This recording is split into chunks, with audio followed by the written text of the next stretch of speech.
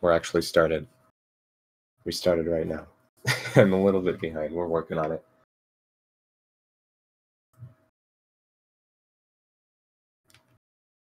So today we have PuppetMaster9 and LouLouCore. Both are very adept at this game. Both have put in a lot of practice into this category, so I feel like this is going to be a very fun and interesting race. Both use the accursed flying machine, so both runs are going to be extremely fast, so it'll be exciting to see how close this is going to get. So Puppet Master is in by 20 seconds, and Lou is a little bit behind, it looks like. I'm not sure if that's just a sync issue.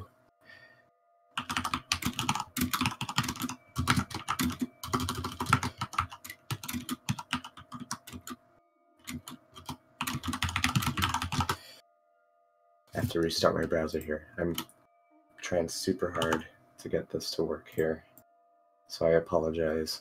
I'm very behind. I've tried like 10 browsers to try and get this to work, so there we go.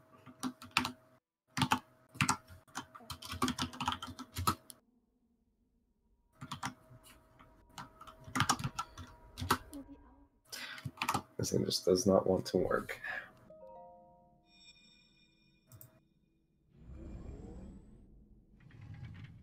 I'm sorry, my keyboard is a bit loud. I'll try and mute myself when that happens. There we go. We're all lined up now. So I'm not sure how bad of a delay it is. I'm pretty sure it's pretty bad. They're just getting the Sheikah slate for me right now, so.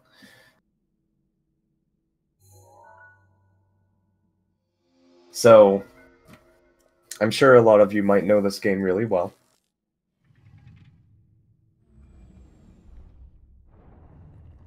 But as you can see, they're both playing in German.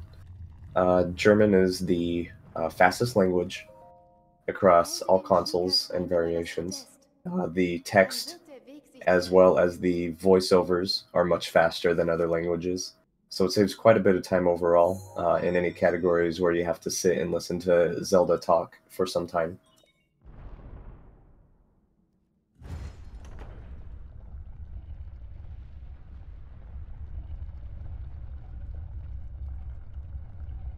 German efficiency, it worked exactly. Du bist das Licht, das Hyrule wieder erstrahlen lassen wird. Es ist Zeit, deine Reise zu beginnen.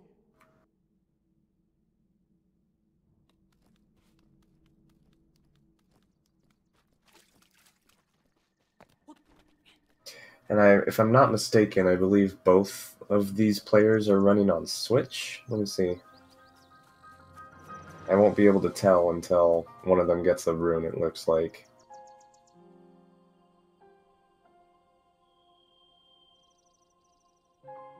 There's a pretty minor difference across runs between Switch and Wii U. Load times are a little bit, well, actually quite a bit faster on Wii U, but that's just as an overall. Like an All Shrines run on a Wii U would definitely be faster than one on Switch, but again, with the way this game is run, they're still pretty comparable. With the exception of cutscenes on Switch, for whatever cutscenes load much faster on Switch. For those not familiar with Breath of the Wild speedrunning, you're going to see a heavy usage of what's called whistle sprinting. What they're doing there, when the Link puts his hands up to his mouth, he's actually whistling, and whistling is done by holding D-pad down in this game and mashing the sprint button. Doing this allows you to run at almost the equivalent of sprinting speed while also regenerating stamina. So you can infinitely run as long as you want in this game. You do have to kind of claw grip the controller in order for that to work, but you get used to it after some time. Lou with the jump strats and getting a little bit of distance before activating that cutscene.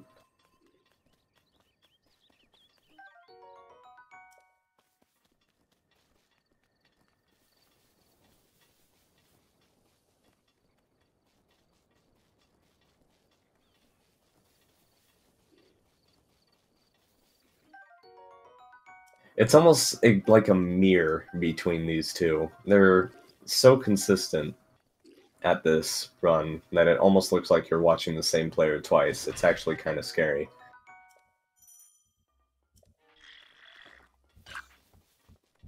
Lou's actually going to divert and grab a couple more arrows, it looks like, while Puppet's going to grab the 5 and go straight for the shield.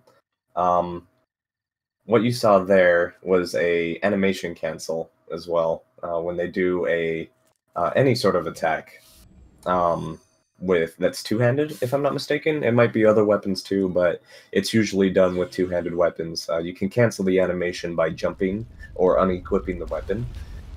Just, whichever is preferred. Most people jump out of it, and by doing that, you're able to perform other actions. So they'll run up, they'll hit the shield out of the goblin's hands, and while it's falling, they'll jump, and if you do it just right, you'll be able to pick up the shield before it falls to the ground, and you won't have to lose any distance over it.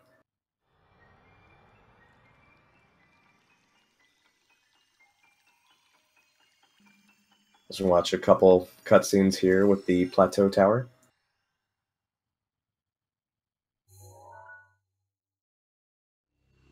Both runs have done any percent, so both are extremely good with plateau. Because of the duration of an any percent run, you spend a good half of your time on plateau.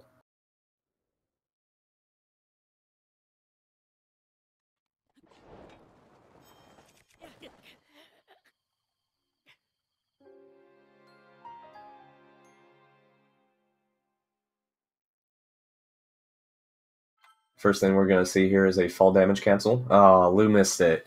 So what you do is you go and you start throwing your weapon. And by doing that, while doing that, excuse me, you unequip the weapon right before you're about to land, and it actually resets. I don't know exactly what property of Link it resets, but I guess what the game thinks is the height you're falling from.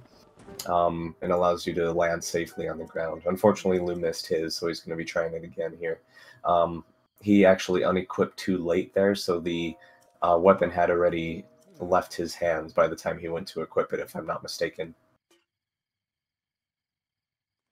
That being said, there's still a lot that can happen in either person's run, but it is going to desync them about 30 seconds. A game over, unfortunately, is quite long, as opposed to some other games, but can be pretty punishing.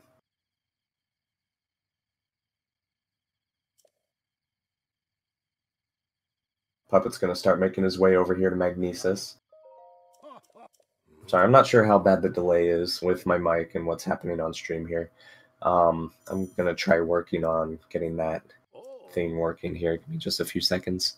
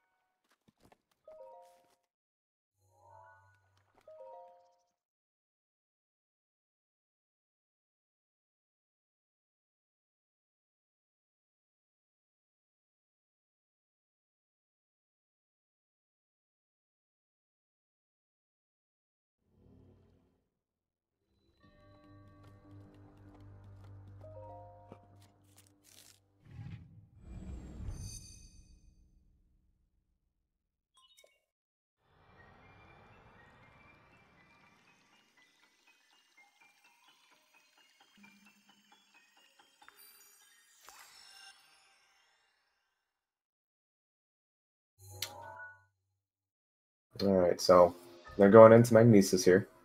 Magnesis is pretty standard. What you'll see a lot when a user uses Magnesis is it allows you to use gyro while you're using the runes. So a lot of them will flip their controller up, and this is actually really great when you're watching someone on a webcam or with um, some sort of controller view, because they just flip everything upwards like it's a pancake. So you see Lou there, he just throws the door in the air. This first block, if you kind of hug it a little bit, it'll allow you to just easily get through that wall. And then he'll do a seal jump over the last gap. You'll see them unequipping their shield when they land in order to save durability on the shield so it doesn't break later. Another new strat that's been found very recently, actually, this week by Orchestra, during some testing with loads. For whatever reason, if you wait a little bit before skipping the final cutscene with the monk after completing a shrine, you wait for the text to go away, and then you skip it, the loads are significantly faster back into the next area, ranging from anywhere between 3 to 9 seconds, I believe, in time save, depending on where you're at.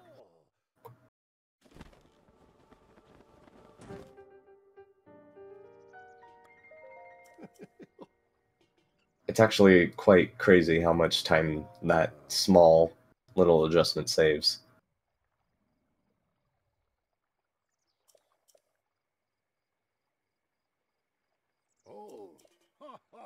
I'm not sure what world record is. I believe it's a 207. Let me double check. I think it's by ZDI.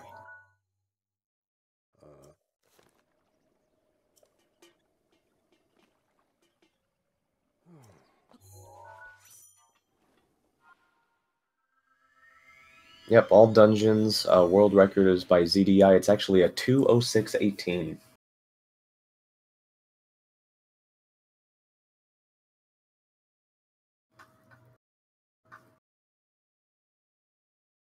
So now they're going to start making their way to Cryonis here. They have to go through a very cold area, so you'll see them grabbing these mushrooms in this area in order to heal themselves if need be.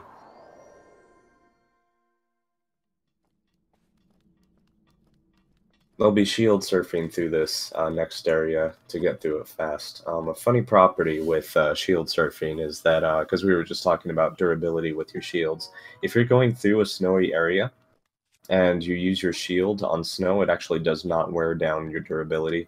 The same applies for sand, as well as wet grass, if I'm not mistaken, or just any wet. I'm not sure if it's any wet surface. You'll see Puppet grabbing a gear from that Guardian.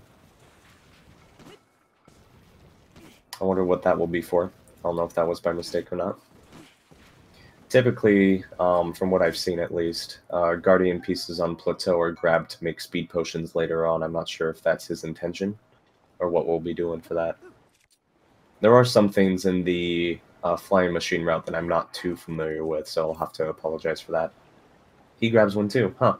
So I guess that was not a mistake. I'm gonna be honest, I do not know what that's for.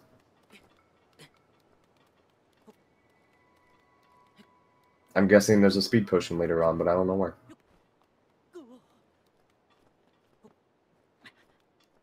Oh, that's right, fireproof elixirs. You need a monster part, and you need a bug. So yeah, you're absolutely right. He's going to be grabbing a lizard later on, and that monster part is going to give him that fireproof elixir that he needs to make it through up to Unibo. Because they actually skip going through the Elden Canyon, so they don't have a chance to purchase those fireproof elixirs.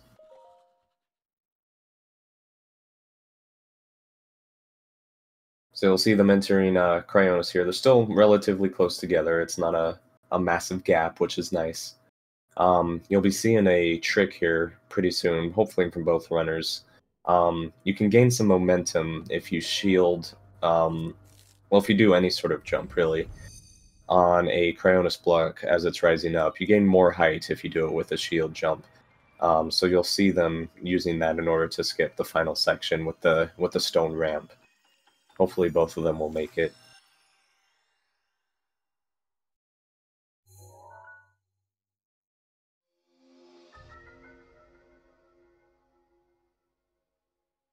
And it looks like Puppet missed it. Let's see if Luke will be able to catch up here.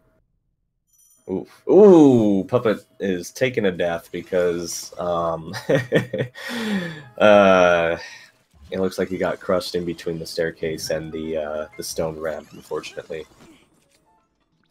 The physics on that ramp can sometimes come back to bite you in the butt. I've had that happen a few times. And it looks like Lou is going to be moving forward. This is exactly what I mean by this could be anybody's race. We're probably going to see a lot of this back and forth stuff throughout the entire run.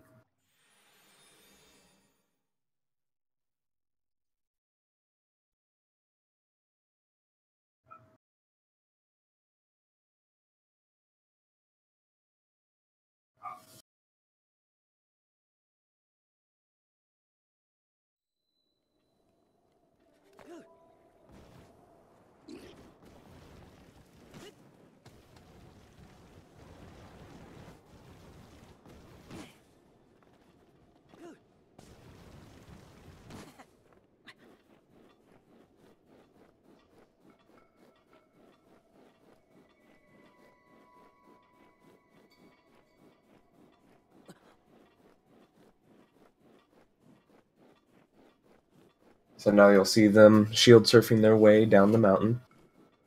They're going to be making their way over to the Stasis Shrine.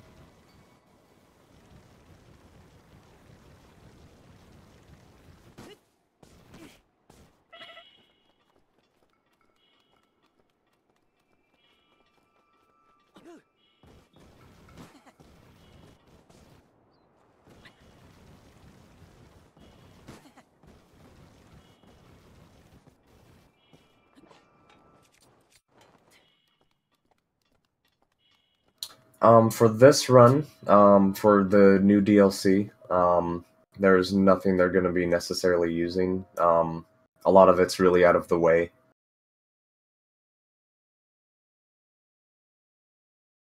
A lot of the items in that DLC isn't until after you complete all the dungeons in the first place, so you won't have access to it in most cases. The leaderboards have actually added on new categories for the DLC, so you'll have original all dungeons, which is what this is called, and you'll have what we call all dungeons extended, which is all dungeons plus the DLC, so it's basically all dungeons plus the new dungeon.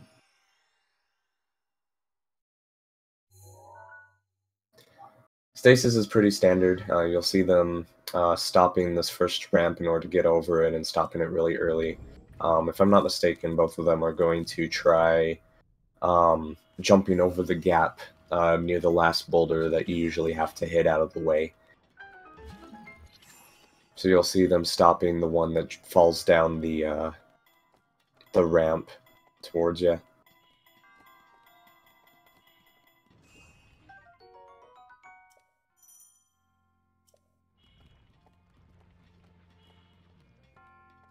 They'll both be grabbing this hammer here.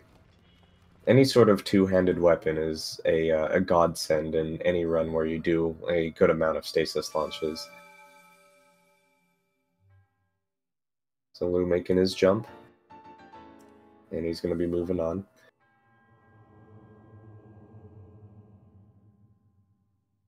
And Puppet making it also.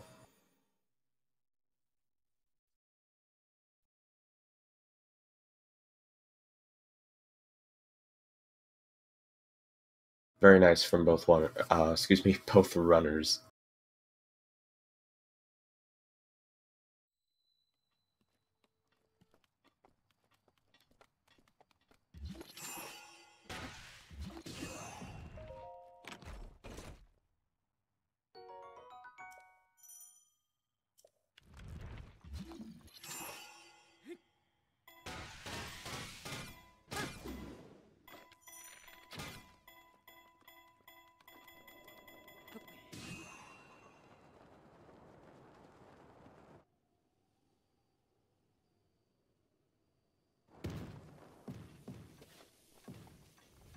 So now we're going to be seeing them use a rock to launch their way forward. That one's a little sketchy on Lou. Okay, he made it. This rock can kind of be a jerk sometimes. And it looks like it was okay for both runners, so that's nice. So this new route for Plateau, you're going to be using the... It's almost like you're watching a mirror. It's so scary. They are right on top of each other. Holy crap, dude. It's kind of scary.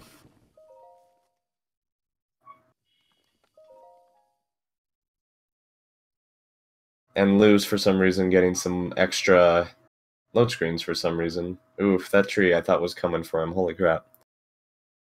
Both of them are going into the bomb shrine at almost the exact same time.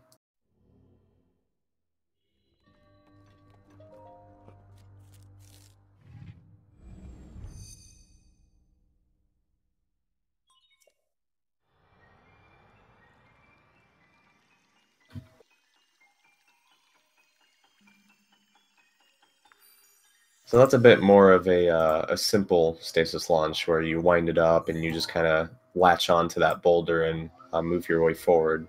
A typical stasis launch you're going to take some damage from, which we'll be seeing here very shortly when they go get their horses.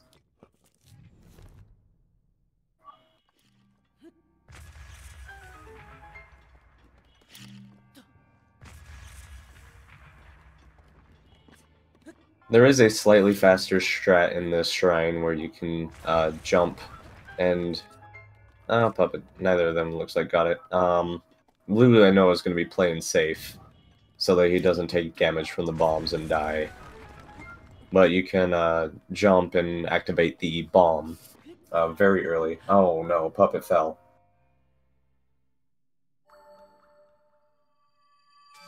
And you can make a pretty early cycle on that moving platform. Saves about a second, if I'm not mistaken.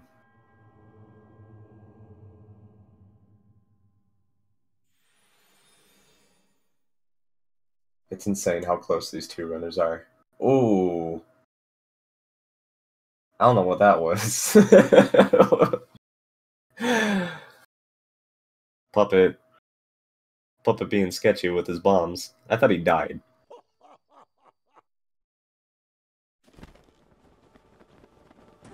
So now both runners, completing all 4 shrines on the plateau, are going to be making their way to the Temple of Time to talk with the old man and receive their prize for completing the 4 shrines on plateau, which is his paraglider. And with that, they're going to be able to move on with the run.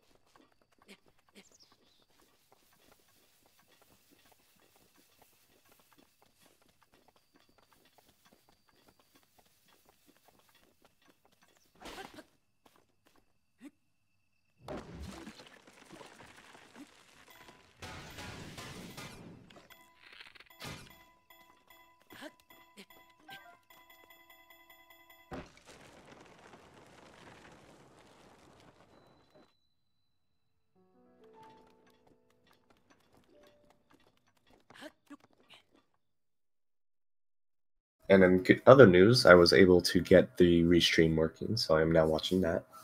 So hopefully the delay will be a lot less now. And it looks like Puppet's going to be missing his tree launch up to the Temple of Time, and he's going to be taking as Specs calls it, the Walk of Shame. Lou is going to be taking off with the paraglider here. This is very exciting. I love both of these runners to death, and they're both very experienced. This is just super exciting.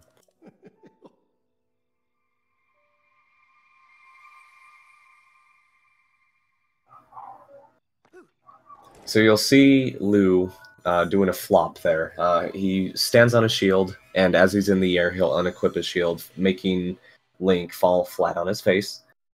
This allows for stasis launches to happen in the first place, which you'll see here very shortly. After we see it, we'll be able to understand it a little bit more. Hey, Puppet still got a sub 25. Anything under 25 minutes, I would say, is still very good. It's definitely not the best one ever, but it's still very good.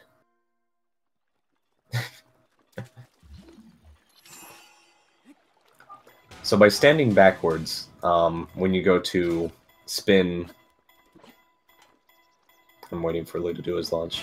Nice, he gets his launch. When you stand backwards and you rotate your two-handed weapon against a item that you have activated with stasis, for whatever reason, and I believe this is because of the position of the item that you're doing in its hitbox, it allows you to get double hits on the object that you're stasis launching, allowing you to have more time. Oh no, he got hit by the horse. He's probably going to be saving and reloading here.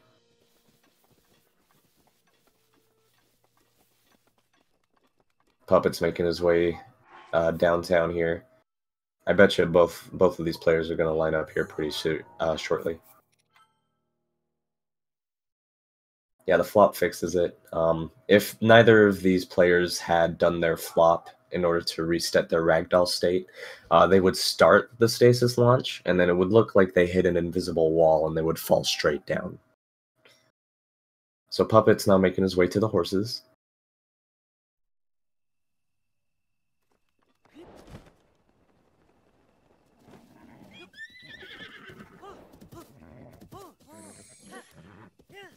And it looks like Puppet's going to be going for it. I guess it doesn't matter too much in this route, because they're going to be using Flying Machine for the second half.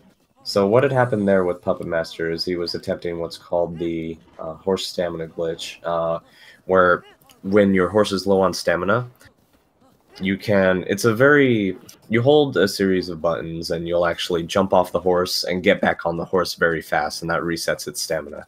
Looks like Lou also missed it at that one point. It saves a little bit of time overall if you nail them all perfectly, but the moment that you fail one of those, you lose the equivalent of, I believe, making it 5 times. So 3 stamina horse is a 4-speed.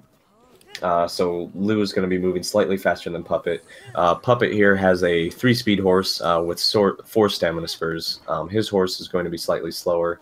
Well, significantly slower. The difference between a 3-speed and a 4-speed horse is actually quite significant, unfortunately.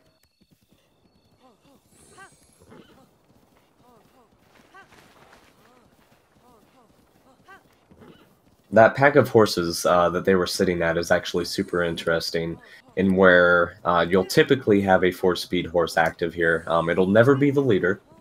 If it's a spotted horse, it'll never be a 4-speed horse. So it's typically you'll usually have 2 horses to pick from, or at the worst 1. Ooh, Lou's looking a little sketchy over here. Alright, he's good.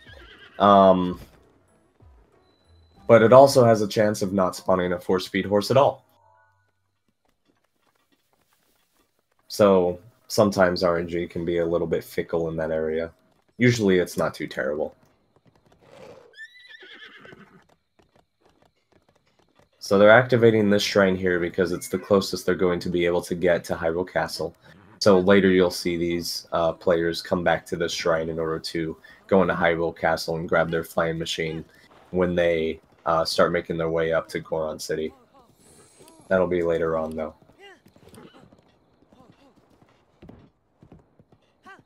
Fortunately, this run overall does not have too much RNG, but that is probably one of the heaviest bits of RNG that can affect your run. A run usually takes, for these 2 players, it's most likely going to be under 2.5 hours. But on an average, you're looking at between 2.5 hours and 3 hours. This is definitely Skyrim.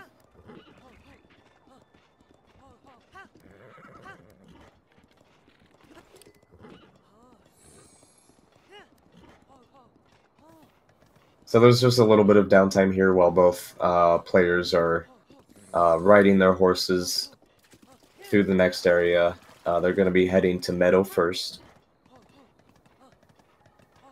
They're also going to be making a couple of pit stops along the way.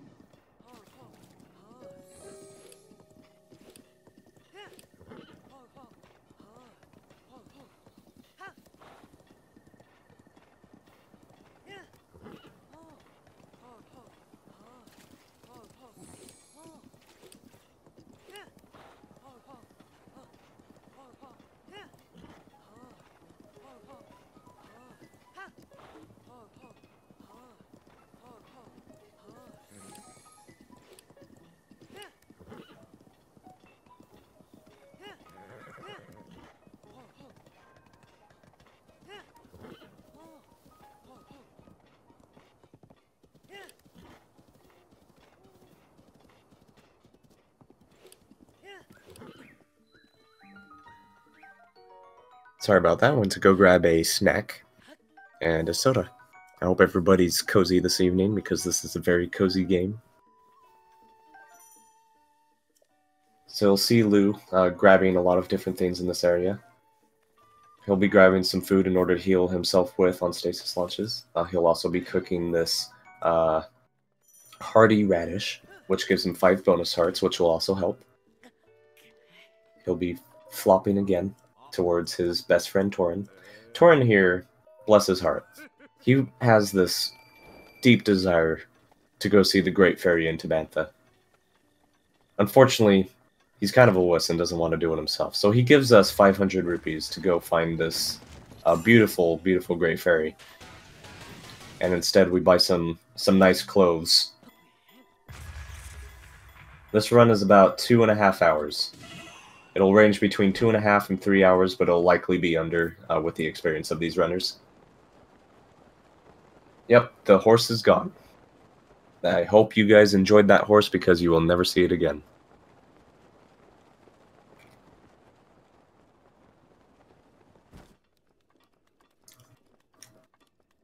So the stasis launch that Lou did there, he is a little bit different than what you'll see with some other standard tree launches. By doing that flip with the horizontally placed tree, you'll gain a lot more height, which allows him to get onto the cliff he was. If you do a standard tree launch, you'll typically end up on the cliff below, and you'll have to walk up. And Puppet forgetting to heal, unfortunately, and ends up taking a death here.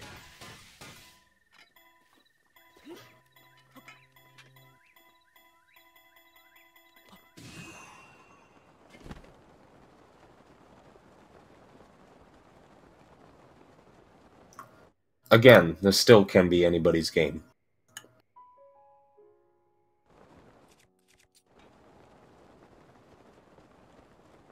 Unfortunately, the save is putting him back a little bit far, so he might have to go grab a couple of things here. He's checking his inventory to make sure he has everything.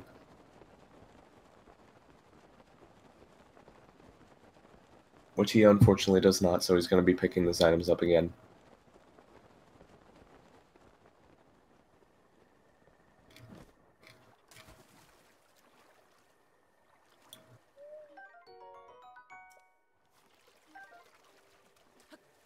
Lou is going to be picking up the hearty salmon here, which have the same effect as the hearty radish, in where it'll give you bonus hearts when cooked. Lou's going to be doing a vertical tree launch here, so that you can get up to the top of Rito Village very fast, to talk to the village elder and start the main quest to access Divine Beast Meadow. There's going to be a small cutscene here about with Zelda explaining to Lou what the Divine Beast is, since we didn't follow instructions and find out from Impa. Freaking Puppet Master getting 5 rubies, by the way.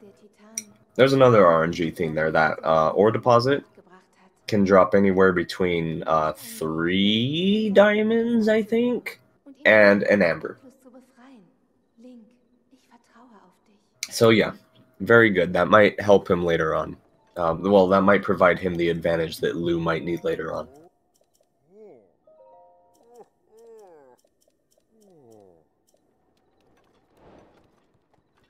Oh no. Puppet missing his stasis launch. Fortunately, this area is plastered in trees that he can use to make his way forward.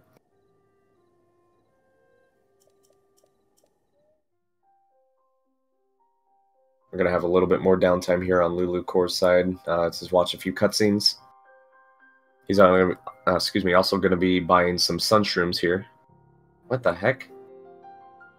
That was weird.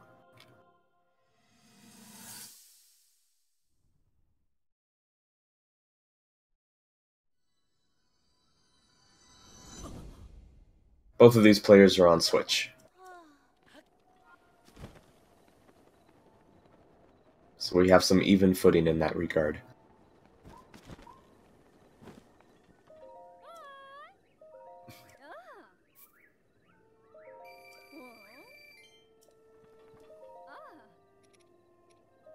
So Lou's going to be selling his gems here in order to be able to buy the Gerudo clothes later on.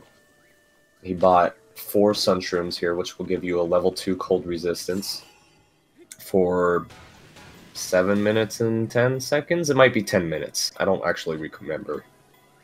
I believe it's actually 10 minutes. And he's going to be making his way into the cold area over here to get to the flight range and continue with the main quest for Divine Beast Flametto. German is the fastest language in this game. Absolutely.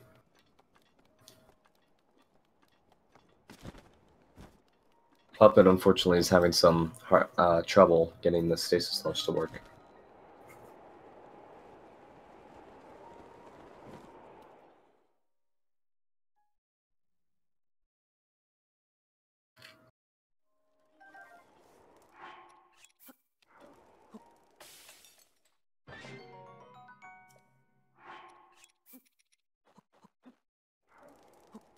So you'll see Lou here cooking both peppers as well as these sunshrooms. He'll be using that when he hits the desert, so that if it is nighttime, he'll have something to protect him from damage. He'll also cook his salmon here, so that he has that extra hearty food later on in the run.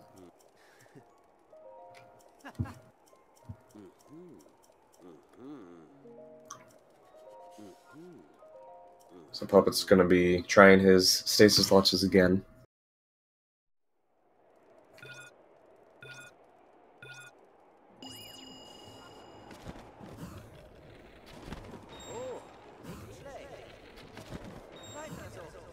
So Lou has to prove to Falco here that he is capable of helping him take down the Divine Beast.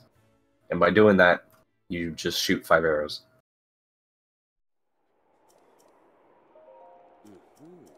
Five targets. Excuse me. Puppet, unfortunately, having a really hard time moving forward, unfortunately.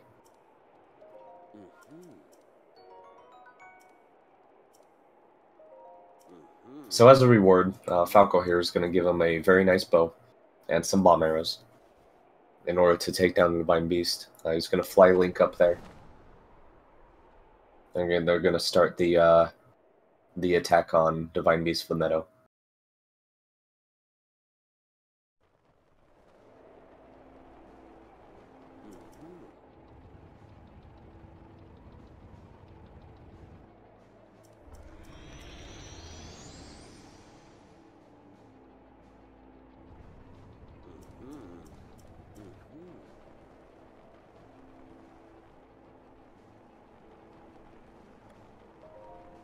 Los geht's! Pass auf! Gut so, genau richtig. So, it's 2 shots on each cannon with a bomb arrow in order to take him down. He has to do this to all 4 of them. You do this for a while, and it's pretty standard. You kind of line yourself up with a couple locations, and you just kind of fire your way. It looks like Puppet's going to be making his way down to Rio. Looks like he got his launch. It looks like it wasn't a perfect launch, however. He's losing a lot of speed, so he's going to be going to the lower island and walking his way back up.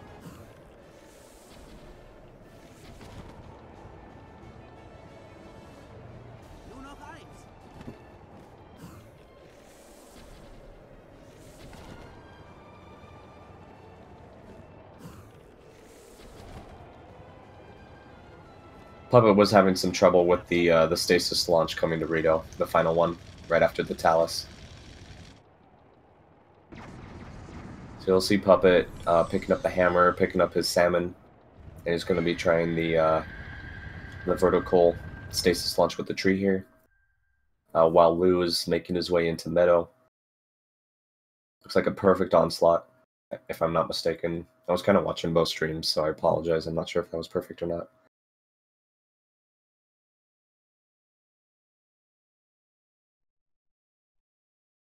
His angle's a little bit weird, but he's still gonna be able to make it in just fine. He's getting a weird load here.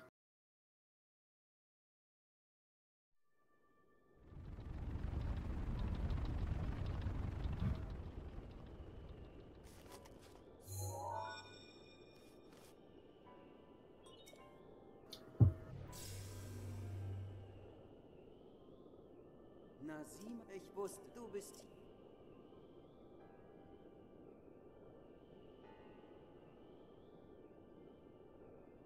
Dann solltest... So we're just going to watch this nice cutscene here with Rivali telling us that this Divine Beast is super complicated, and it's probably best if we go and grab a map here really early. What's interesting about this Divine Beast is this is the only Divine Beast where we do not have to get the map. Each and every terminal on Vimetto does not require the map in order to access. So you'll see some neat tricks in order for that to happen.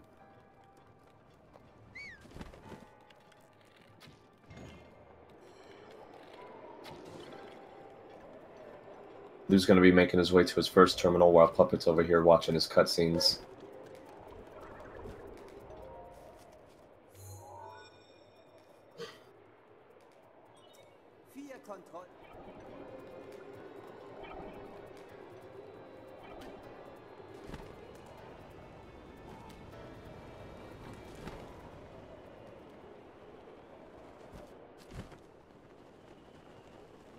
So with the usage and abundance of upward gales in Vimetto, it allows you to access a lot of these kind of areas. So Lou's going to be making his way to the second terminal. Normally, you would be doing a puzzle in this room involving a steel ball that you're supposed to manipulate a bomb around that entire room in order to get to it. But we're not doing that. Same with this shrine here. You're supposed to... the map in this dungeon allows you to tilt Vimetto upwards and downwards on each side. So that one you're supposed to normally tilt him and paraglide down and access, but we don't need to do that since we're already in this room.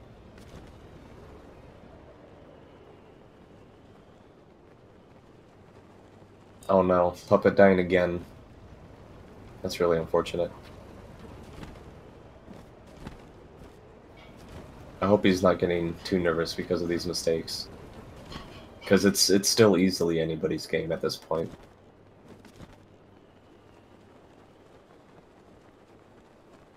Lou's going to be making his way over into the other side of Divine Beast Vimetto here. Again, that room that he just entered was supposed to be a room that you should only be able to access by tilting the bird sideways. There's a small transport gondola. Also, fun fact, wooden chests of any sort can be busted with a wooden hammer. Lou's going to be hitting this 3 times, using Magnesis to move this forward. Let's see if he runs in front of it. He does. I have a hard time running in front of it now because it's like an oncoming bus. And that's going to be the last terminal. So, if I'm not mistaken, he was perfect on his entry to Vimetto, so he's not going to be needing the extra bomb arrows, which it doesn't look like he will be. So, if you screw up on the entry, there is a chest in there where you can go grab some bomb arrows before heading up to Windblight here. He's going to be acting the final terminal to start the cutscene and begin with the boss fight, not boss rush. Windblight himself is pretty standard. You can one-cycle him both ways. During both phases. By doing that, you use the Gales to go into a flurry rush immediately. You should pop him 3 times with the bomb arrow, pop him 3 times with a couple of ice arrows, wait for your stamina refill, and you do the same thing. And you got your 1 cycle. You can see at that moment how Windblight was trying to warp away.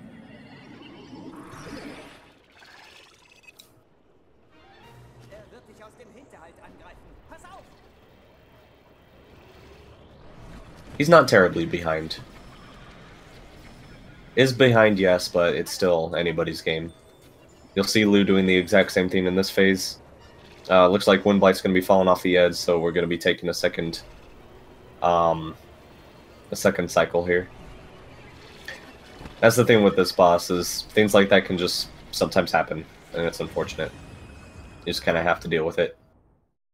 And Wind Blight is down, and Lulu is going to be making his way forward. Lou is going to be picking up the heart container, it looks like.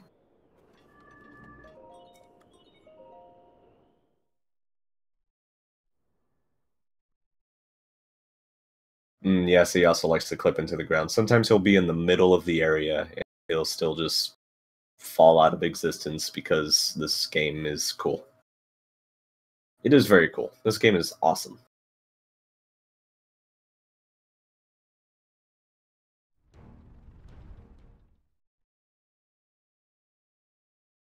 PuppetMaster is going to be getting his onslaught, while Lou is just finishing up Meadow and making his way forward. Lulu is going to be going to speak with the village elder to let him know that, hey, I fixed your problem. And then the village elder is going to be like, dang, that's awesome. And he's going to give him the best bow in the game. The bow, called the Great Eagle Bow, shoots 3 arrows at once, and it also does a very high amount of damage. So we'll be using that for all the boss fights from here on out. And Lulu is going to start making his way back to Cryonis while he still has his cold food active. And he's going to start making his way down to Gyarados. It is amazing. Yeah, I think it's a Lionel bow that's actually the best bow in the game, but this bow's pretty great also. This is the most accessible, amazing bow.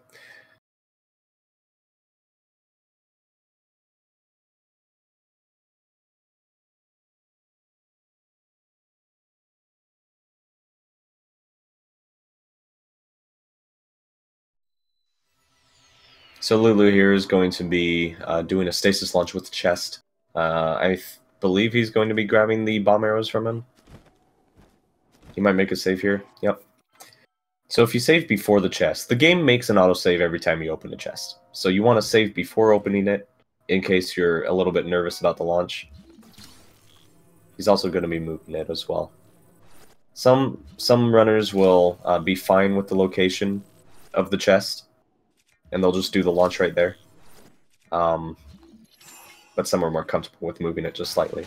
If you do it right here, it has a bit more of an upward angle that makes it, I believe, a little bit easier to hit.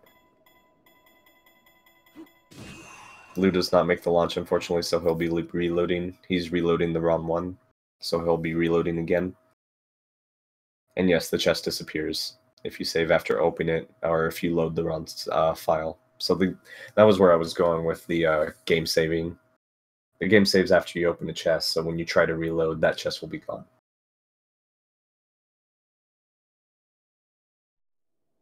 So he'll be making another reload. PuppetMaster is now entering Meadow. He has finished his onslaught, and he's going to be going through the Meadow here.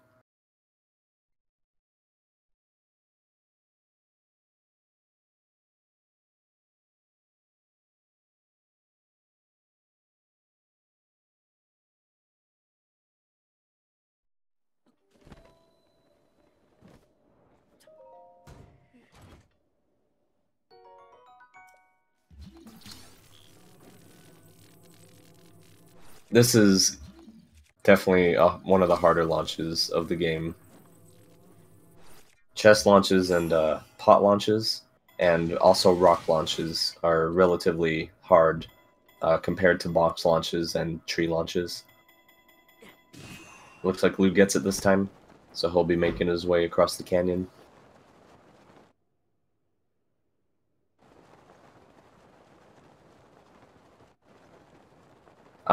There's plenty of places. There's plenty of mistakes that either of these runners can make that just lose a ton of time. Deaths, game overs, forgetting to heal, purchasing wrong items, not purchasing the items at all, forgetting to cook. There's a lot of different things that can happen here. The flying machine especially. Either runners can screw up the flying machine and fall all the way to the ground, and they'll have to start that entire segment over. There's a lot that can happen.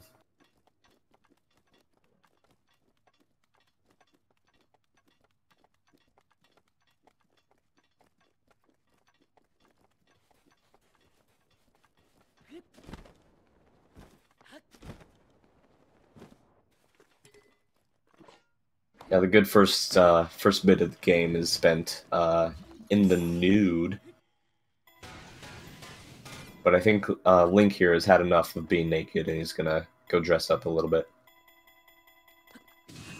Lou making his second launch. If you do this launch just right, you'll gain enough height in order to get over this ledge he just landed on, and you'll be able to make it through this entire crevice here, I guess. But he'll end up, because he was a little bit low, unfortunately, he'll have to walk the rest of the way.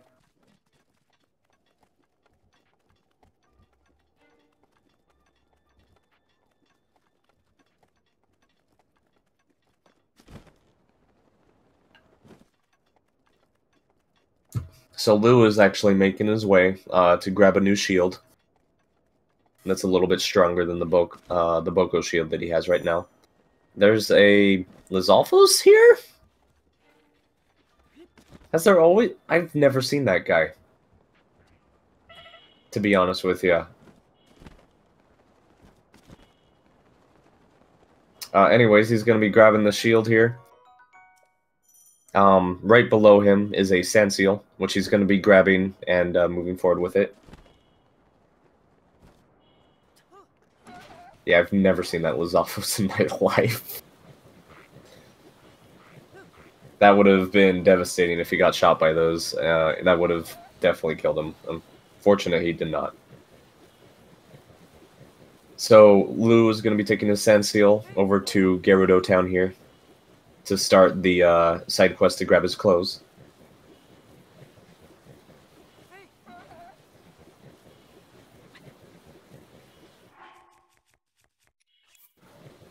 Lou's going to be eating some, well, he's going to be eating his salmon here so that he can power through the daytime. Daytime in the desert is very hot. And it's very similar to how going through cold areas works. It chips away your health every, I believe, 30 seconds. It might be longer, I'm not too sure. Or shorter. Just slightly, it's around that time. So he uses the extra health to power through it, as opposed to what a casual player would do, and cook a food to gain resistance to the area instead. Lou's going to be talking to this guy to learn that there is in fact, a man sneaking his way into the Gerudo city. And now Link's off to find this wonderful person to sneak his way in. So there's two different ways to go about getting back to the bazaar, which is where he's headed right now. He could shield surf like he's doing right now, or he could have picked up the sand seal and used the sand seal to make his way back as well. Either would have worked, but shield surfing like he is right now is actually slightly faster if done properly. PuppetMaster is now finishing up Wooden Blight, and he's going to be making his way forward. He's going to start his launches in Gerudo. If he makes his launches first try, as opposed to Lulu, who had to reload twice because his first load was not the correct save file, he's going to be gaining time on him. So Lou's going to be using the Gale to get up to the top of this bazaar to talk to the wonderful lady here who's going to help us get into Gerudo City. Gerudo Town? City? Town? City.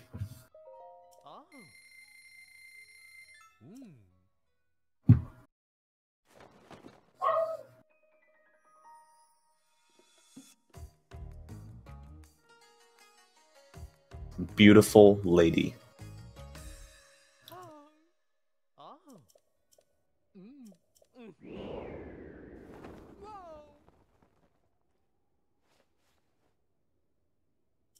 Borf. I apologize. Dogs were up a little bit late tonight.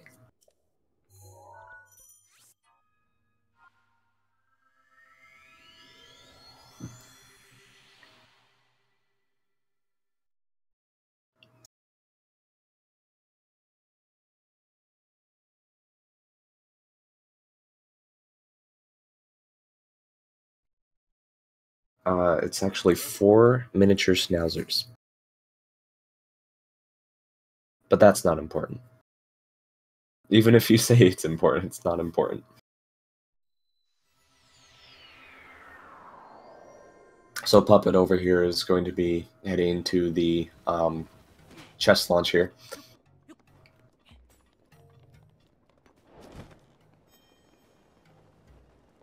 So you can see here how he's not going to be moving the chest. He's going to be keeping it where it is, and he's going to be trying the chest launch here. He does it by jumping on top, as opposed to what Lou did, where he does a backflip, but unfortunately he misses it, so he's going to be doing a backup strat here.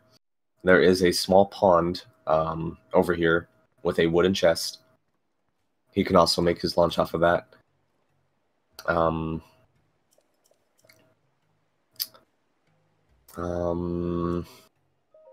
It looks like he's a little bit lost. I'm not really sure. He's like reconsidering his route up to this pond. The wooden chest launch is it has a little bit of a setup to it, but it's otherwise the same as the other launch.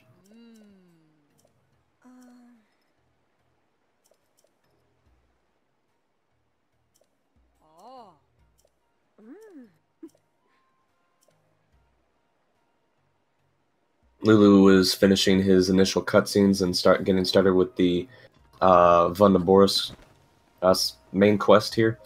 Riju is telling her, Riju is telling Link that he needs to initially go and help them with their problem, which in this case is the Yiga clan. So he's going to be making his way to the Sand Seal over here, and he's going to be making his way over to the Yiga clan hideout to take him out. Puppet Master gets his launch. He's going to be heading over the canyon. Miss Link. The best Link. That was actually a very good launch on Puppet Master's side.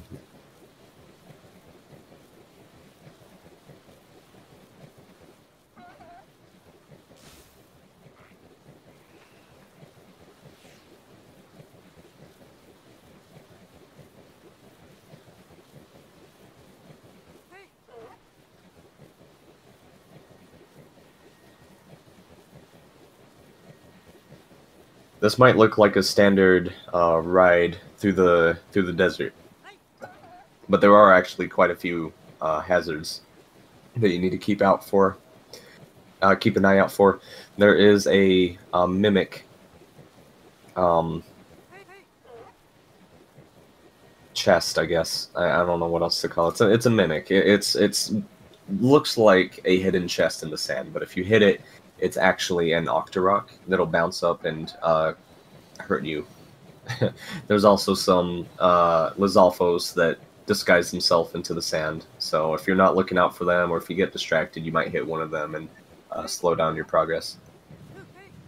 Puppet can absolutely still win. It is either one of these players' games right now.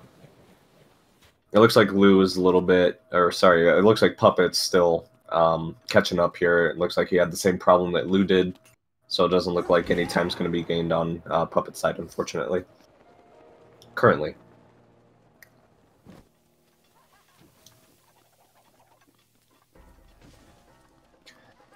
These Yiga clansmen also are a little bit interesting as he's running up here.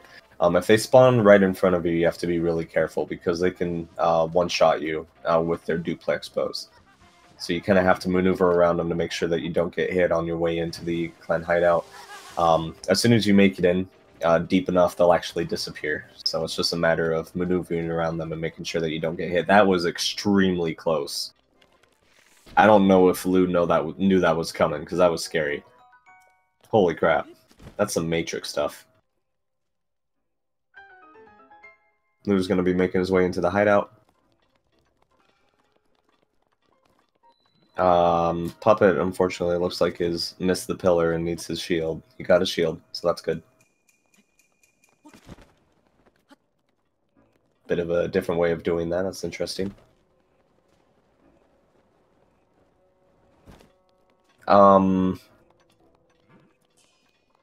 Was there not a person at that door? Am I crazy?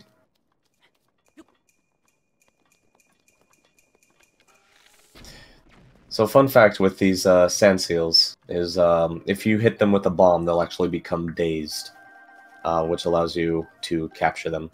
Lou's going to be picking up all of these Mighty Bananas in this room. Mighty Bananas give you attack bonus when cooked, so he's going to be cooking those later on to fight the bosses.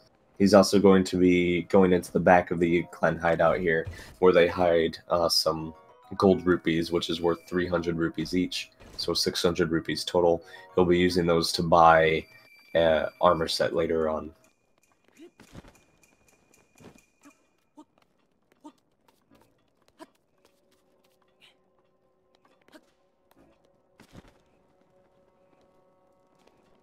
Uh-oh. Uh-oh. Uh-oh. Okay, we're good. He'll also be grabbing these arrows on the floor here.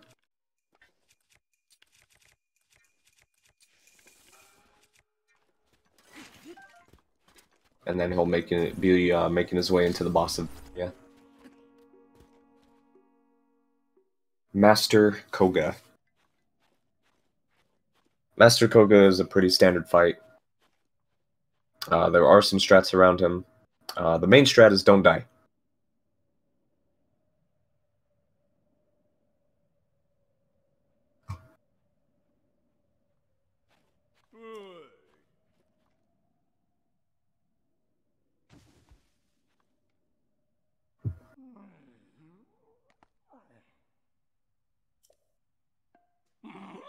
I wouldn't necessarily say that it's boring. I'd still say it's a very interesting fight. But it is pretty standard once you learn it. Puppet looks like he got a little bit of a better shield surf going to the bazaar, so he might be saving some time there.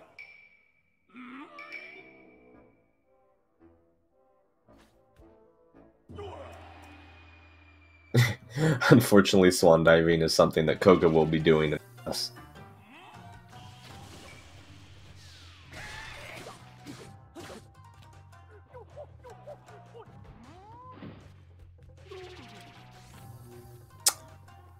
Interesting strat. See, there's a lot of different ways of fighting. What he's doing right now is interesting.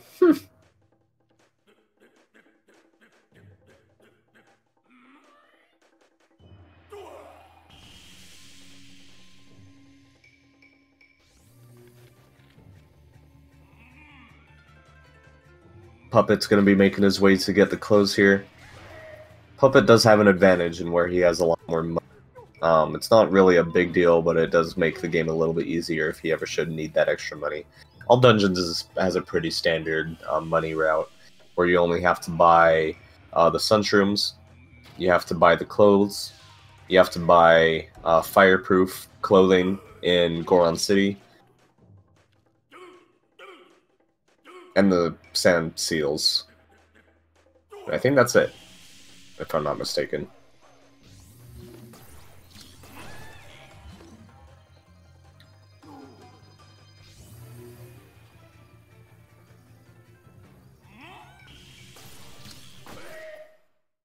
Lou's going to be moving on now, having defeated Koga. Oh, whoops, sorry. Koga's not defeated yet. I lied. I'm a big liar.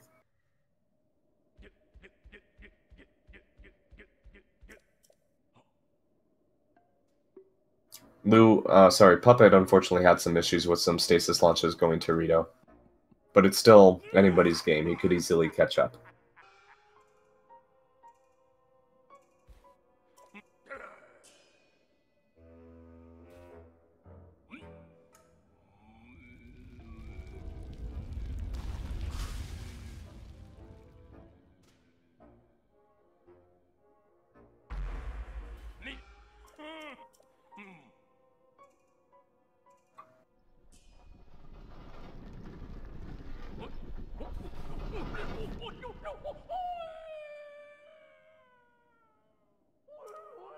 There's your swan dive. Okay, now Lou has defeated Koga.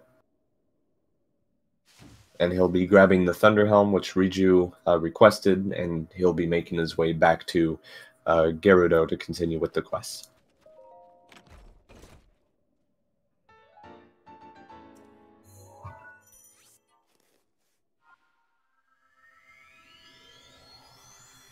You'll have to excuse me. I'm still recovering from from some sort of sickness. I believe it was a cold, but I'm not too sure.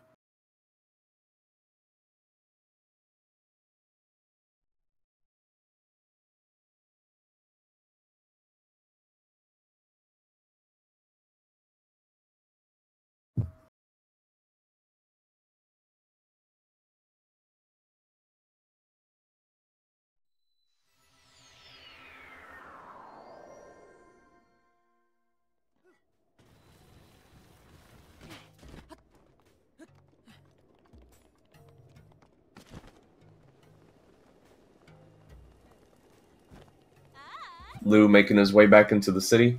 He'll be buying his electric arrows here so that we can save time on not doing a side quest later. And it'll also be useful for the upcoming dungeon. He'll also be lighting up this flyer here so that he can cook up his bananas. To reiterate, the bananas will give him a attack boost, level 3 attack boost, which I believe is a 150 boost to the your normal damage. And that also affects your arrow damage. So he'll be doing a lot of damage to the bosses.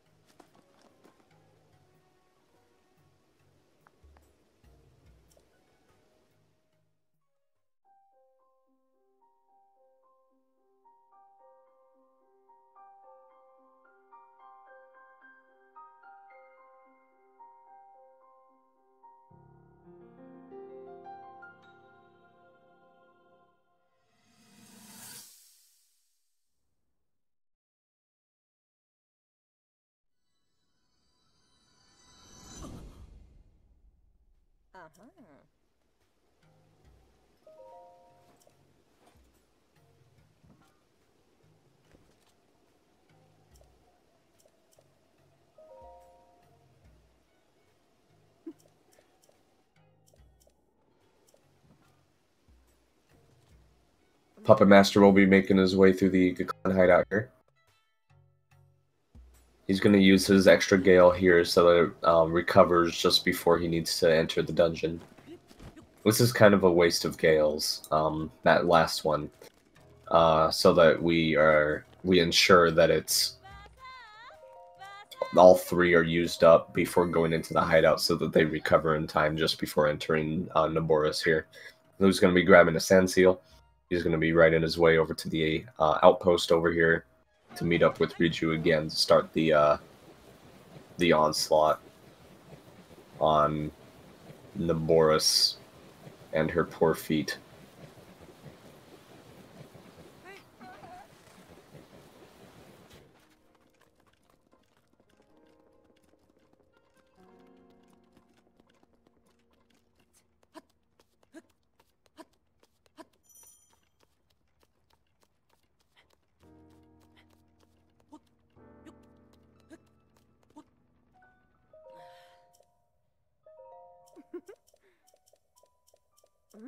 Riju's going to be giving him some more bomb arrows here. So the reason we pick up that duplex bow is because it shoots 2 arrows, one right after the other, and that'll be useful for this fight specifically. In order to continue with Naboris, you have to shoot both of her... Uh-oh. Looks like Puppet Master getting caught for some reason? What happened?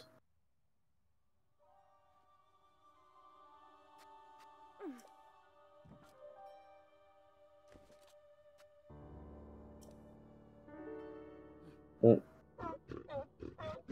maybe his bomb arrow was too low when he fired at that tapestry, and maybe did damage to one of the passing by Yiga clansmen and may have hurt them.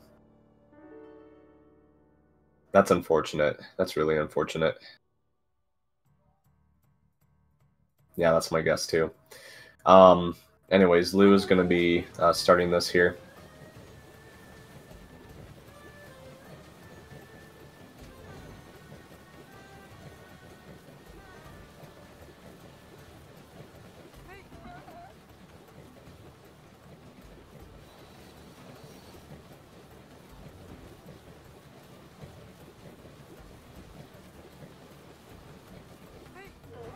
Puppet Master picking up his bananas.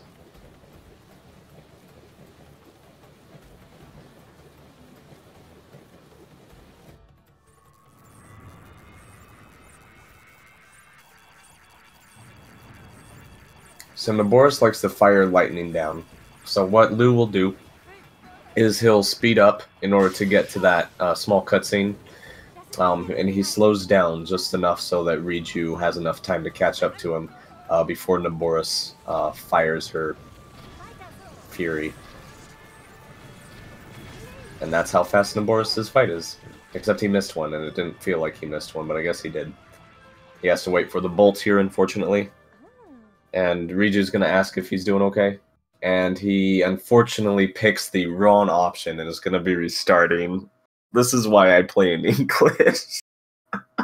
Oh no. See this? Oh no, that's unfortunate. And he just used those bomb arrows too, and he's not going to get those back unless he reloads. That's unfortunate. Holy crap. If you stay on the ground too long, Riju asks if you're doing okay and if you want to retreat. It is one of the few options where the continue option is on the B button. Most of them is the initial option where you hit A, and it's like, yes, I want to keep going. This one is actually like, no, I want to stay. So it's a little bit confusing, especially when you're playing in another language that you're not familiar with. So he'll be restarting this, unfortunately, giving a little bit of legway for Puppet Master here to catch up. Leg room. Legway? Linguini?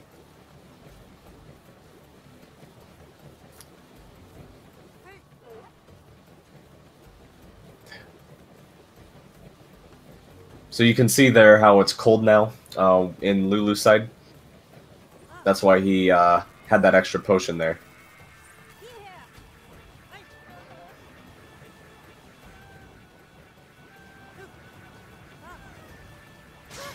Okay. He's going to be making his way forward. Hopefully with a little bit of better luck this time. Sometimes it is a little bit finicky, unfortunately.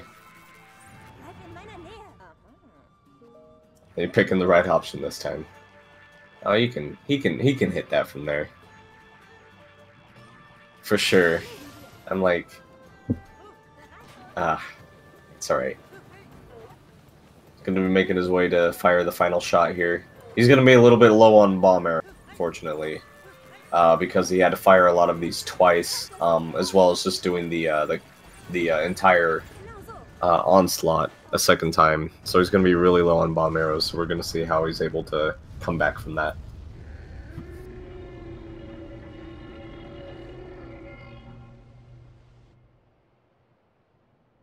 Puppet's going to be wrapping up with Koga here, while Lulu is now entering Naboris.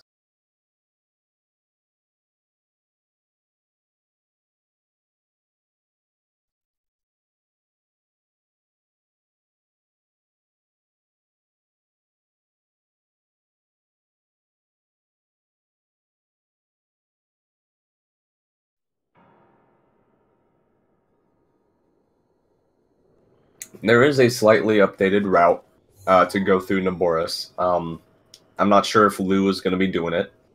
He might. I know he doesn't particularly like it because it is a little bit inconsistent and pretty dangerous if you screw it up.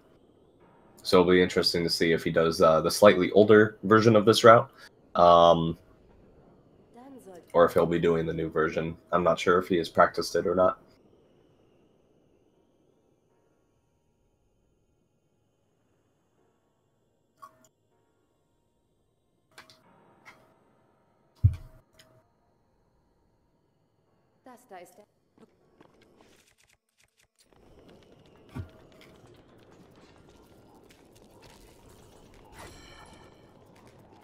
It looks like he'll be going for the old route. If you were doing the new route, you would be using a Gale platform after the Guardian in order to make your way upwards. Both routes are relatively fast, but the route where you use a Gale right on that platform is just enough faster. Actually, it's quite a bit faster. It's like a good 10 seconds, if I'm not mistaken. but it is not a bad idea to be doing what he's doing, especially in a run like this, where it's a little bit better to be safe than sorry.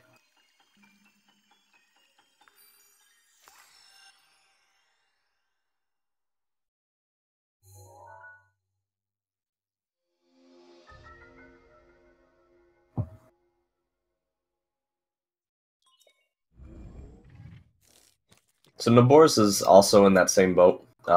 As far as the map goes, there's actually only one shrine in this dungeon that requires the map. Every other terminal can be accessed without using the map. This one that he's doing right now is the only reason you need the map. It is because it is sideways, and you need to manipulate it so that it's facing upwards. And you also have to leave the room. Puppet's going to be cooking his speed food. His attack food.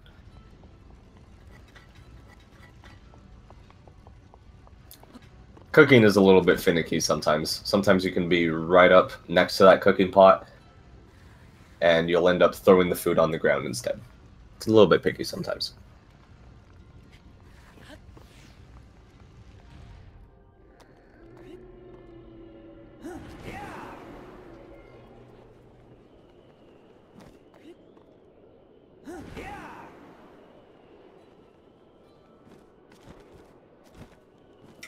So anyone who has played this game casually will remember that Naboris is probably one of the harder ones. Lou is going to be making short work of it here. Because of Gale. Gale cheeses the dungeon pretty well. As well as using the electric arrows to open areas early. So he's going to be using the scale to skip an entire puzzle. And get this terminal. Normally you would have to go to both sides of Naboris here. And you would have to get a electric cord from each side. Which takes a very long time with those moving platforms. But instead we can just skip it by using a single Gale.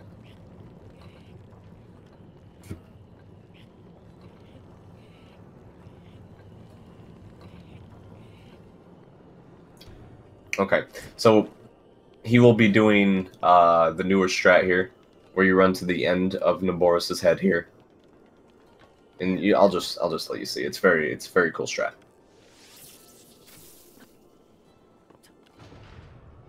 By shooting an electric arrow, you get to skip this entire. You get to skip rotating the middle of Naboris in order to force the head upwards and wait for an elevator.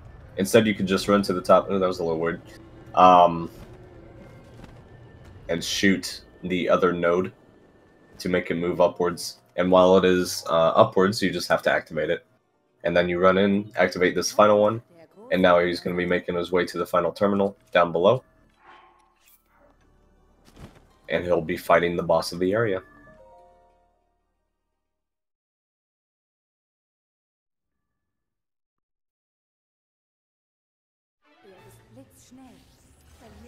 Thunderblight is a little bit finicky, unfortunately. He's consistent in most cases, but for others, sometimes it doesn't go so well. Oh. Okay.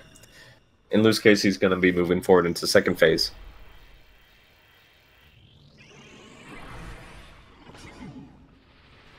Puppet's going to start making his way into the on Naboris here. Hopefully he'll be able to catch up a little bit by doing this first try.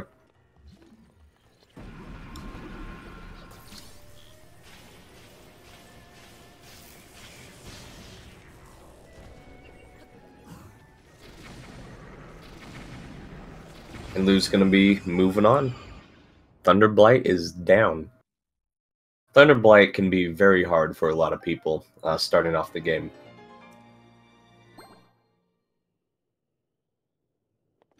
He's a very, very tough boss. But after you learn the arrow strats, he goes down without a hitch in most cases.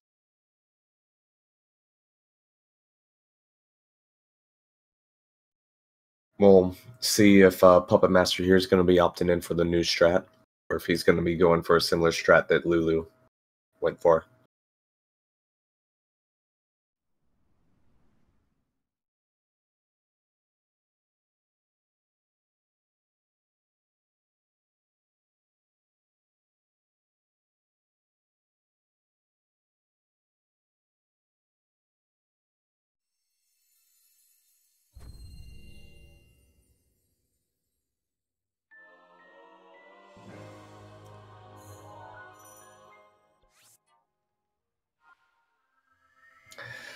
So Lulu, now having finished Naboris and getting Nervosa's Fury, is going to be making his way down to Hyrule Castle. He's going to do a small raid, grab a couple of items, and he's going to grab the items that he needs to create his flying machine. Flying machine is a little bit finicky in a lot of cases, and you'll soon see why. It can easily be unstable, and it could ruin a lot of people's days. So we'll see if he's able to execute, how he's able to execute the flying machine. It looks like PuppetMaster is going to be able to do that first try here, despite getting knocked back by Naboris.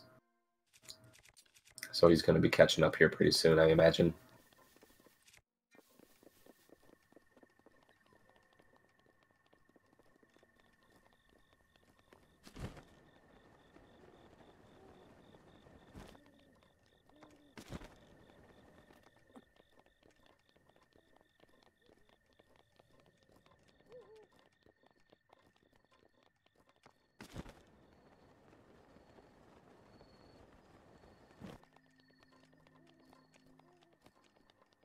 Hey, I've been trying really hard to appreciate the flying machine for these two beautiful runners.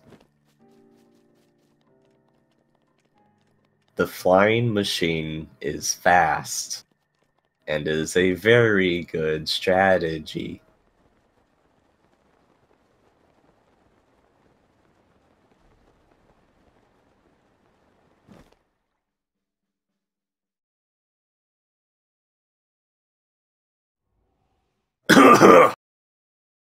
Excuse me.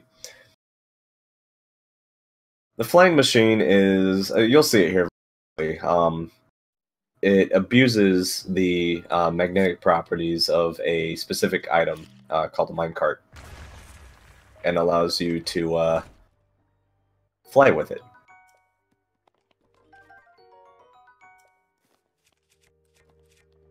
Yeah, with practice, this is relatively simple to do. This first part of Flying Machine, there's two minecarts in Hyrule Castle here. The first part of Flying Machine, you have to grab this minecart. You also have to push this wooden box here outside. You're going to be using the wooden box and the Flying Machine in order to make your way upwards through Hyrule Castle in order to get to the second minecart. When you have both minecarts, you'll have a perfect Flying Machine. And it looks like okay, he's got the setup, I think. Yes, he does. So, this is the hardest part. This can be very rickety and can fall apart very easily. But he's going to be using this only to make his way upwards and a little bit more forwards in order to get the second minecart here so that he can proceed forward.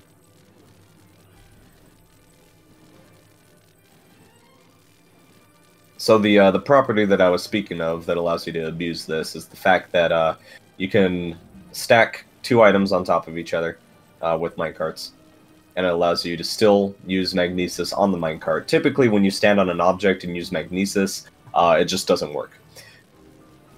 Doing it this way allows you to still use magnesis and lift yourself upwards.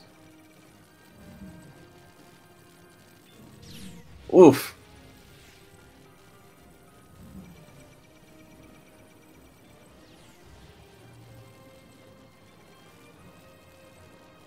So it looks like Lou makes it.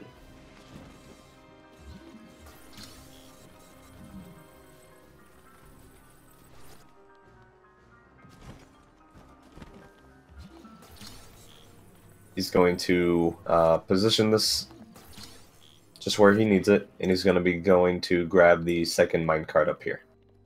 He's also going to grab a diamond from here for... oh, sorry, that's not a diamond. That is a series of bomb arrows. There's a diamond somewhere around this area that you can get if you are low on money. So here's your flying machine. It's set up by, it looks like he just kind of throws it on there, but it's a little bit more precise than that. The two tires have to be on the back of that flying machine. in order for that to work, and Link has to stand just a little bit forward. And he's going to be making his way out of Hyrule Castle, and he's going to start heading up the mountain to Goron City.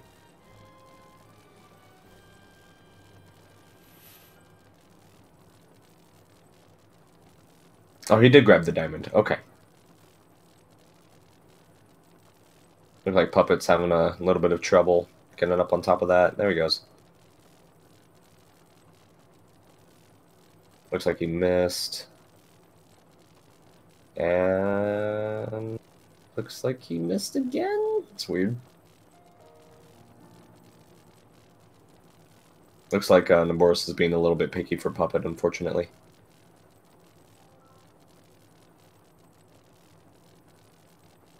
So Flying Machine, as you can tell, is extremely fast. It's faster than you can ever go in the game. I think it's the fastest mode of transportation at all in the game. It's about 4 times as fast as it would be if you were to use a 3-speed potion, if I'm not mistaken. And it also, you know, allows you to just bypass entire areas and fly over everything. So, oh no, he's fallen. So this is what I mean with Flying Machine being kind of great. Fortunately, they land pretty close together, and you can just rebuild it.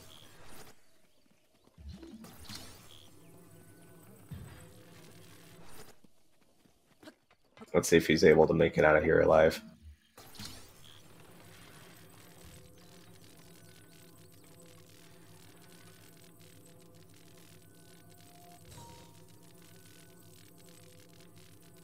Yeah, there are far worse places to drop that. So he made a decent recovery here. He's bumping into a few rocks. Got a bit of a rocky upward descent here, unfortunately, and I'm not sure if he's alright. He's okay. Yep, he's alright.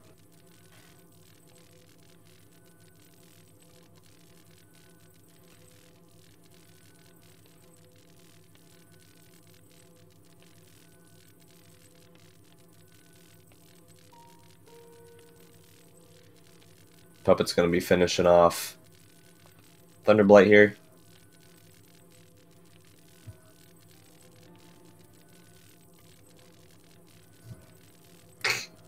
Yeah, this is game of the year, by the way.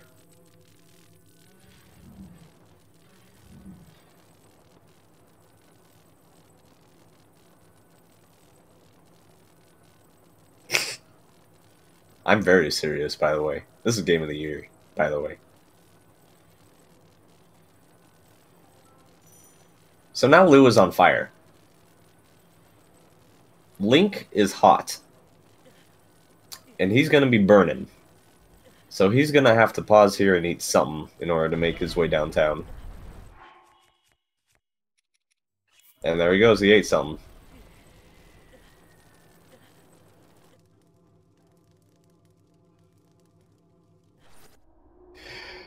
So here's the fun.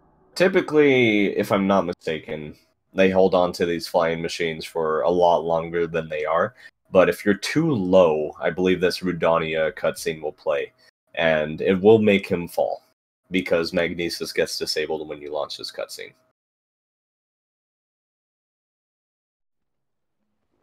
So he's going to have to ride the rest of the way over here. He's going to be grabbing his... Oh, he's going to be selling... Okay, he's going to be selling his diamond. And he's going to be buying some pants. And now he's going to be good. He's also going to have to grab a fireproof lizard, which he's going to sneak up on. And he's going to cook that to make a very short fireproof elixir that's going to allow him to finish this area. After doing this, the Goron Elder will actually give you 3 potions, which will get you through the rest of the area afterwards. PuppetMaster is going to be making his way into Hyrule Castle to build his flying machine.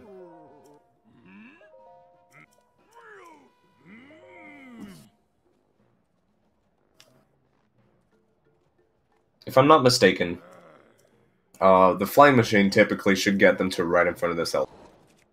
And then they can use the flying machine to make their way up through the mines that Lou is currently headed to.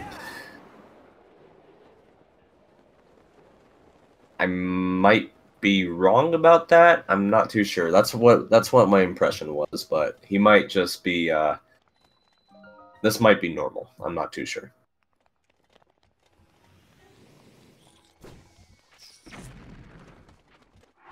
Master Sword and Dungeons race would be way fun. I'd be down for that.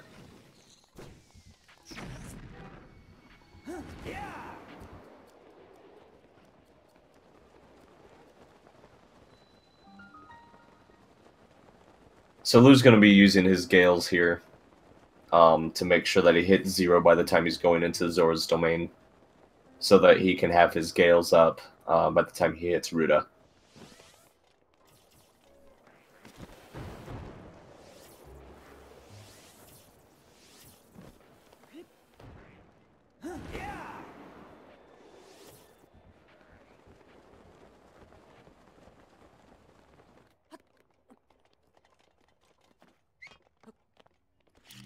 PuppetMaster is going to be making his first version of Flying Machine here.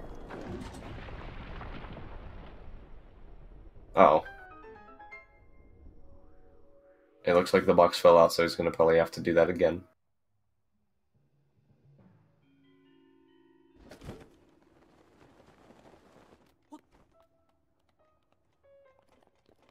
Having a little bit of a hard time setting this up.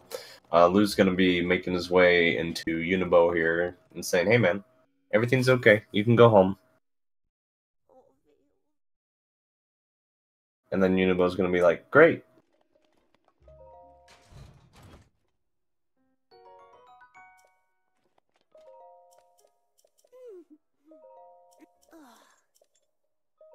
Puppet's making his way upwards.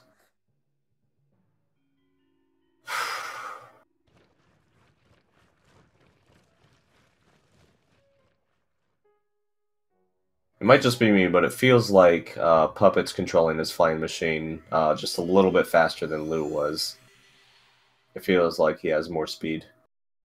Oh, looks like he is following here while the game's thinking about it. He's made some distance, though, so fortunately he's going to be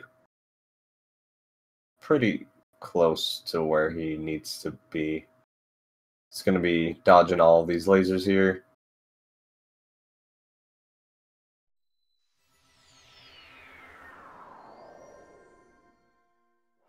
Taking his flying machine around, taking it for a walk here.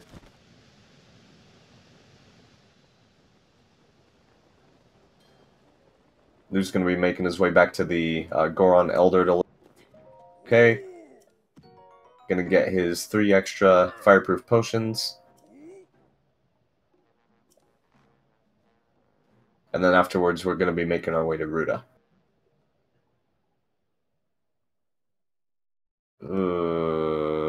Oh. Looks like Puppet's going to be losing his flying machine. Yep. Puppet has lost his flying machine. He's probably going to have to reload.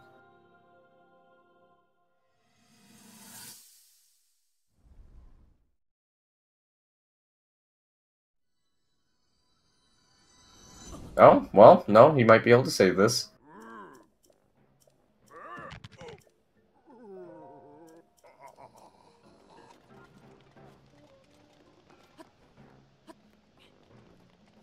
Yep, looks like he's able to save his flying machine.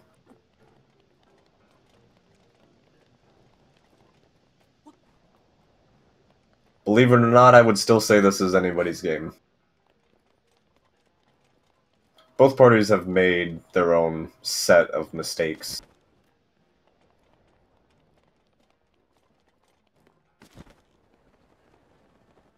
And there could be more. Lou is going to be making his way to the minecarts to make his second flying machine.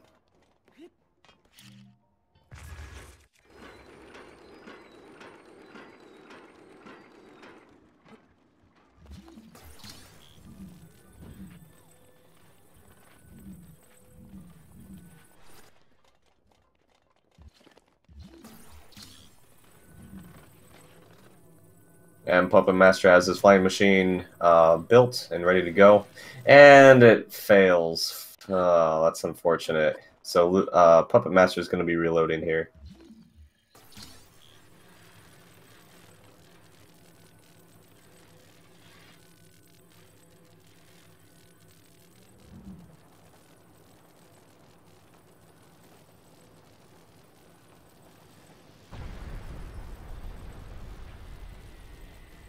Lou's going to be making a pit stop here. Needs to activate this shrine so they can quickly get back here to... Okay. Brutania said no. So a couple of things have happened here. He probably got that shrine activated in his save, so that's fine. However, he has lost his flying machine. On reload, the minecart's positions will reset, so he's probably going to have to make his way back or to reload a save. Daddy Nintendo said no. Okay, it does not look like the shrine got activated, so he now has to go back and grab the other minecart. This is exactly why you can't call it anybody's game yet.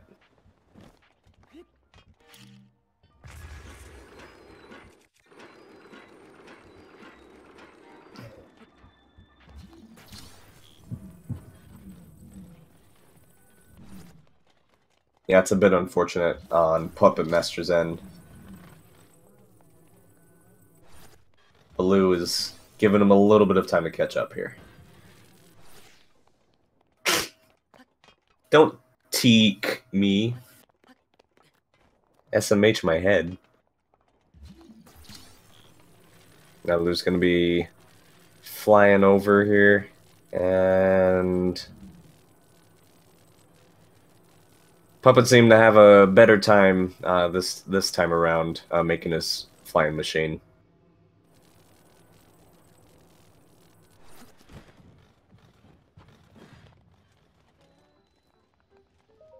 Lou this time did not trigger Rudania, so it looks like he's going to be making his way forward here.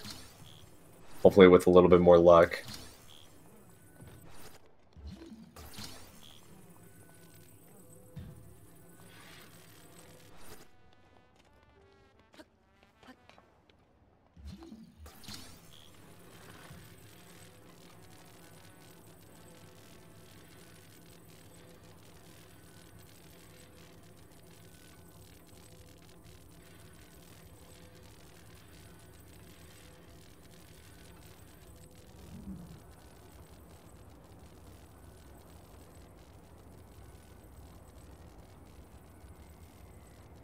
Alright, looks like Lou's going to be heading over to Zora's domain now.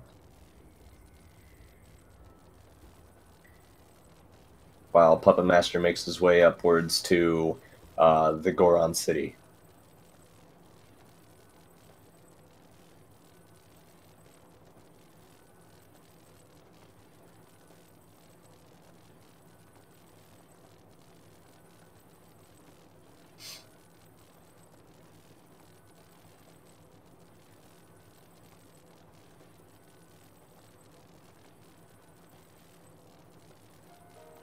Lou's looking a little wobbly, but it should be okay.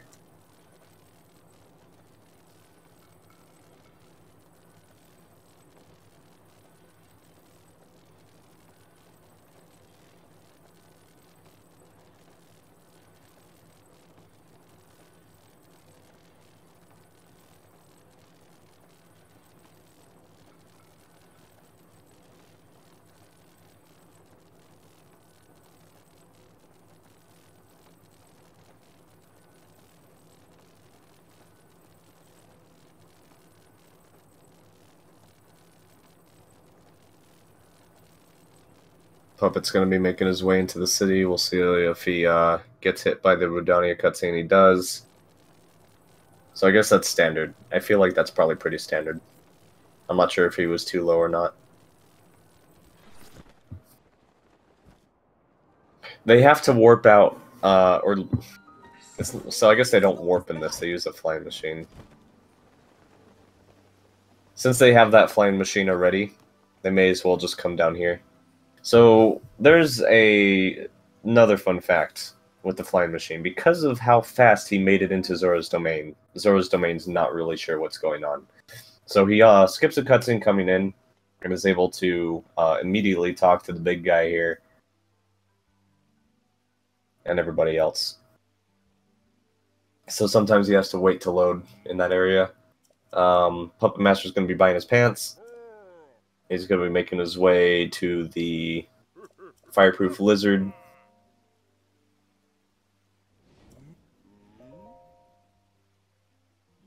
And then he's going to go rescue Unibo.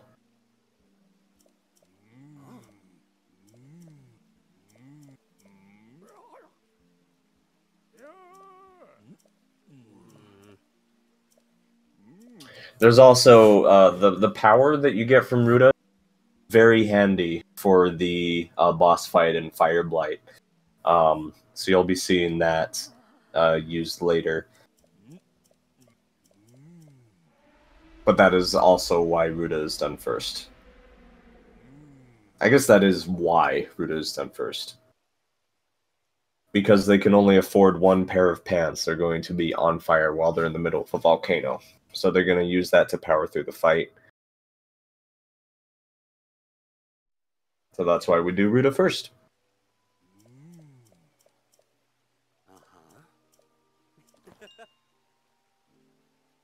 So another funny thing is with the load issues coming in to Zora's domain with the flying machine, for some reason the game doesn't really know where Sidon is, so the camera will zoom in on nothing.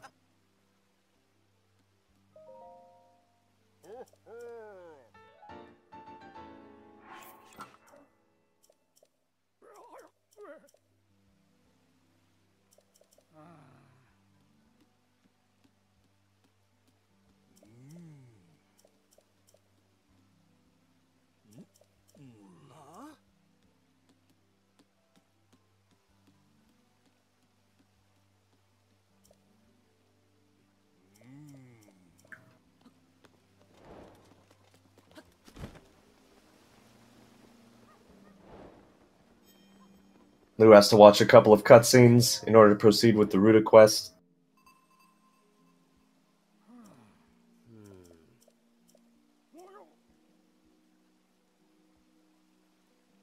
I always call this the Wind Waker segment. World record for all dungeons is 2 hours, 6 minutes, and 18 seconds, if I'm not mistaken. It's by ZDI. Yep, 18 seconds.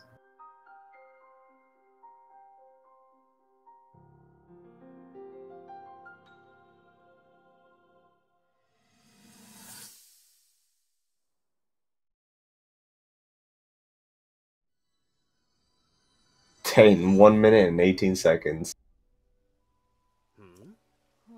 I can't even wake up that fast in the morning.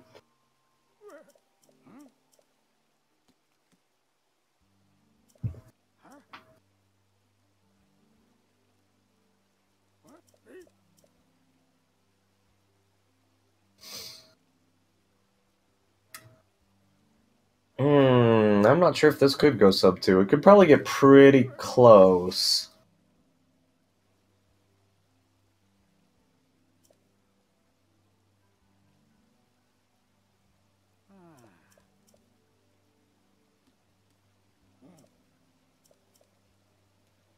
One minute, 17 seconds, dang.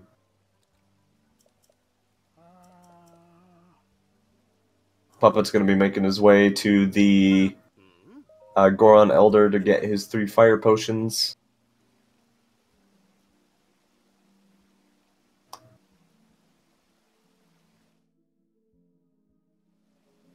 And then he's gonna be heading up to the... to make his second flying machine. He's gonna be heading up to Ruta here. Normally, casually, you would not have any electric arrows here, or the game would assume you don't. So, it would tell you to go up the mountain here with your newly acquired shirt and grab some electric arrows at the top from the very scary Lionel. But because we already have electric arrows, the game's like, oh, hey, you already have enough, so let's just go. So we'll now be going over here. He's going to be doing a vertical tree launch to get over the dam here. Unfortunately, that might still work. Sometimes if there's something obstructing your view on the camera, sometimes it's a little bit picky. But it looks like he'll make it over just fine.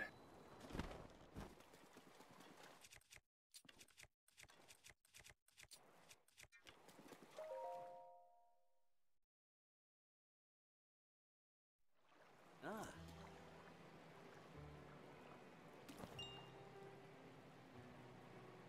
Ha!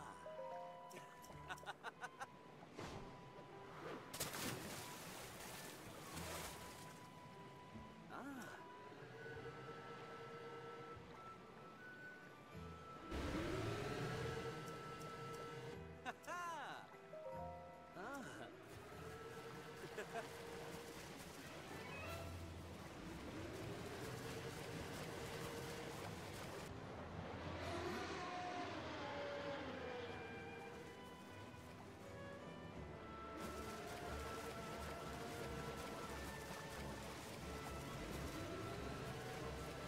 So here's another thing that a lot of casual players did not know. Using Cryonis will destroy these blocks that Ruda shoots at you.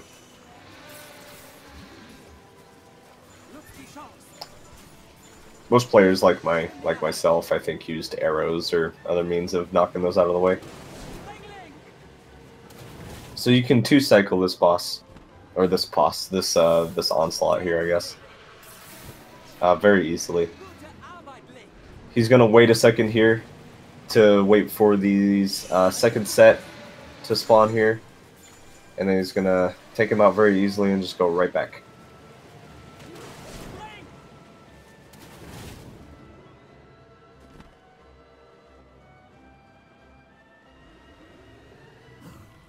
PuppetMaster has his flying machine. He's going to be making his way to Zora's domain. Both players are still pretty close to each other. There's a distance to cover, but they're still pretty close.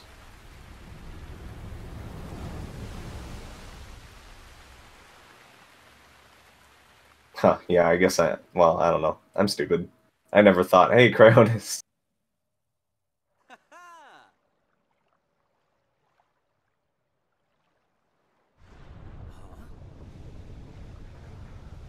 But caught off his side on and went to the waterfalls. That's funny.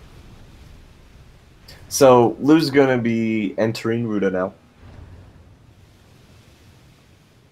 Ruda is on a cycle. One of its inner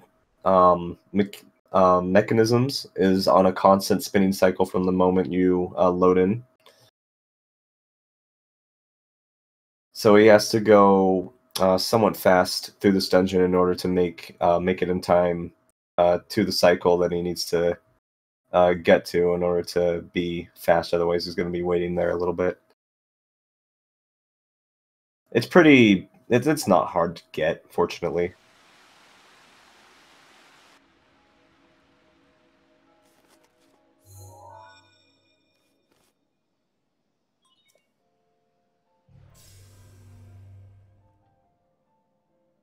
Du lebst da. Ich habe... Möchtest du...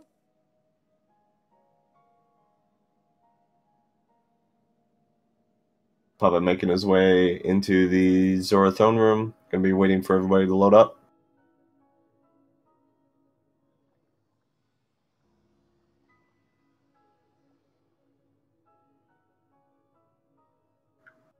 Die Karte...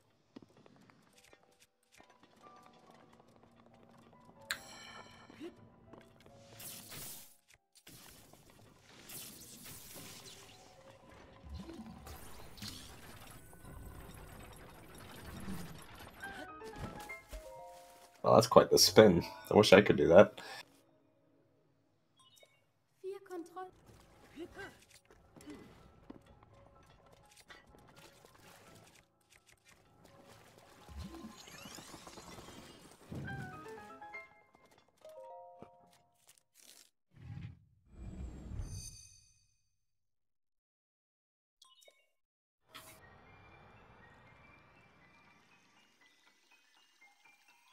I think in all dungeons, German saves a minute?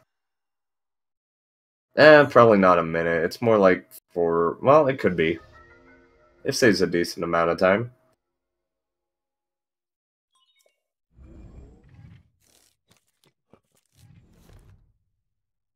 Oh, sieh sie dir Router zu. Viel Glück.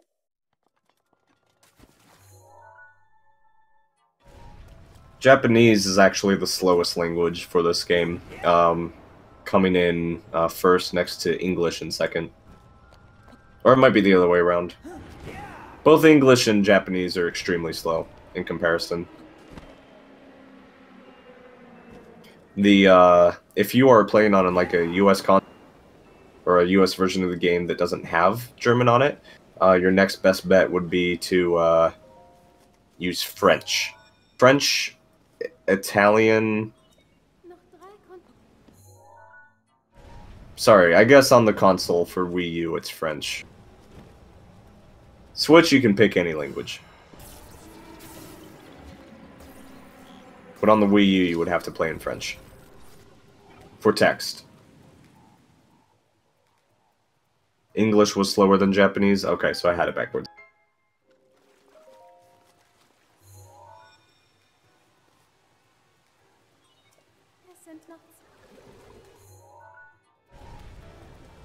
SVA was just that good, absolutely. So in any percent, the only text that you have to worry about is the one where Zelda is talking to you in Plateau, which is somewhat minimal. I believe it's up to 20 seconds that time he could save if you played on a German language. It's somewhere around there.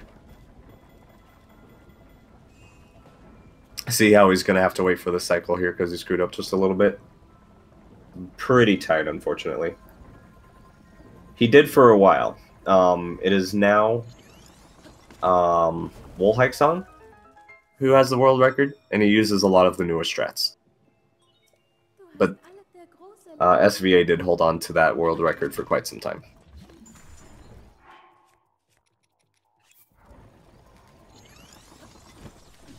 Oof. He got poked.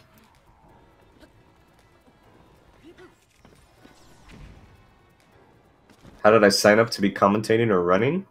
There's not really a sign up. You just kind of run the game. As far as commentating, I just volunteered.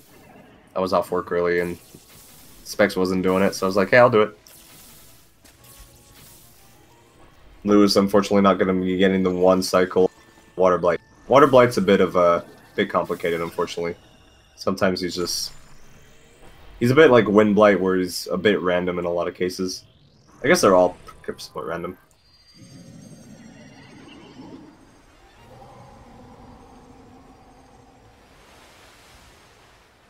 But yeah, there's no like sign-ups for speedruns. If you're interested in this game, I believe ! Breath of the Wild has our Discord in there. You can feel free to jump in there and ask questions. Water Blight decided to not do anything there for some reason. You can also go to zeldaspeedruns.com. There's a lot of guides and helpful tips on there. Needs a little bit of updating, but you can also check out the leaderboards on speedrun.com. Just watch like world record runs, just any recent runs to see recent strats. I'd say this game is pretty easy to pick up initially. There's a lot of really good safe strats, but it's and you're still able to complete the game in a reasonable amount of time.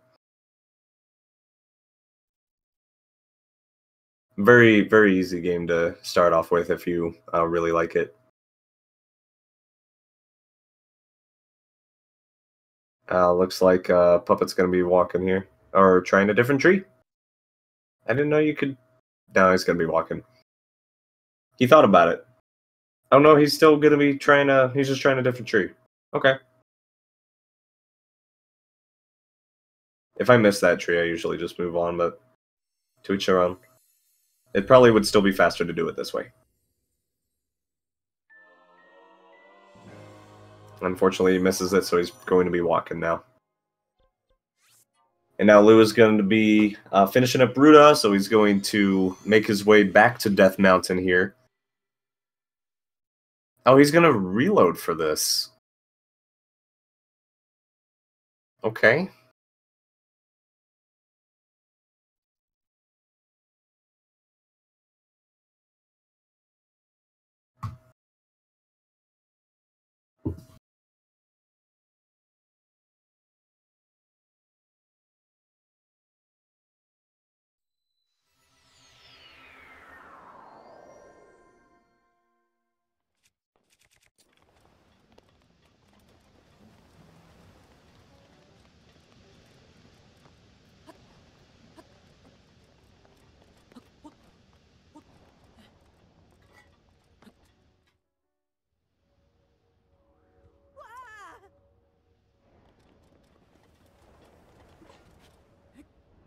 So you have to fight these two bokoblins here to free Unibo. But you can make short work of them with using 3 of Urbos's Furies.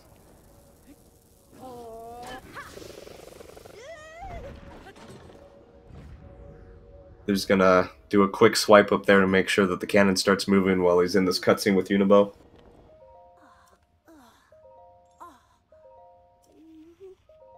Puppet unfortunately wasting a Urbos's Fury here. But he still fell a little bit. It looks like he's just gonna be walking the rest of the way up.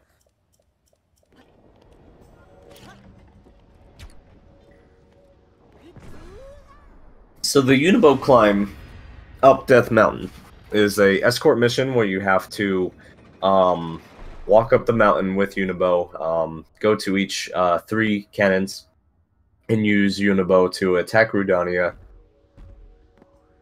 and force her into the top of the volcano, push her into a corner, basically. It kind of sucks. It's not great. Mostly because you cannot whistle sprint. Whistling in this area will force Unibo to stop where he is at.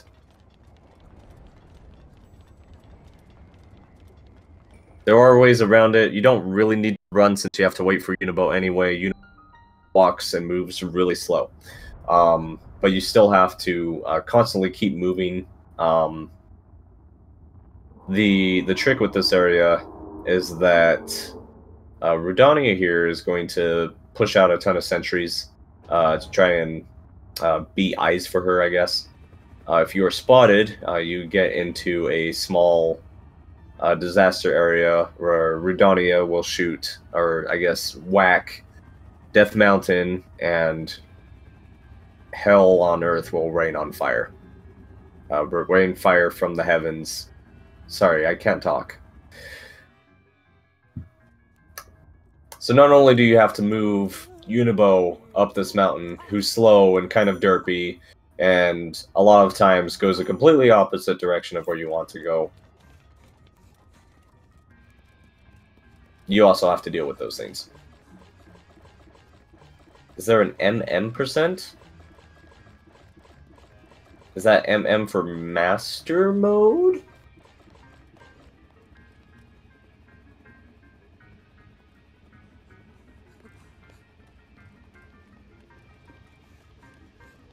You haven't beaten the game because of this. It's not that bad. It's not good, though. And unfortunately, it looks like Puppet's going to be going in for Phase 4 of Ruda, because he looks like he missed his last shot.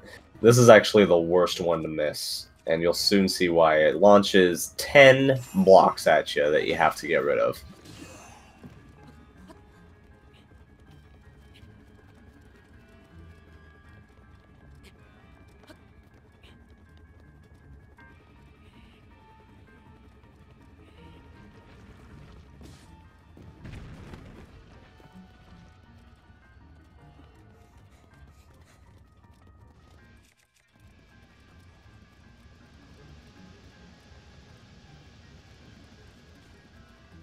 And Puppet making his last shot, so he's going to be moving into Ruda while Lou is making his way to the first cannon here.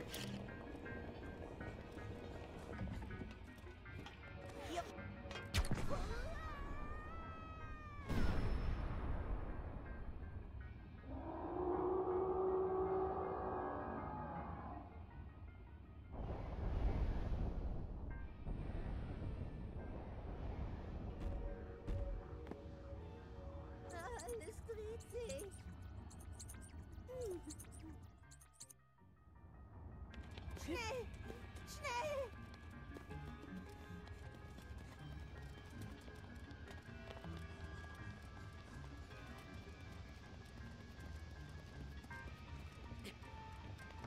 He's going to be making his way up this small mountain here. There are a few metal blocks up here that he can use to take out these scouts.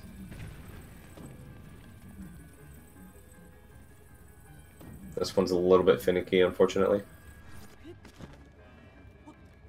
Sometimes he's just far enough that you can't hit him.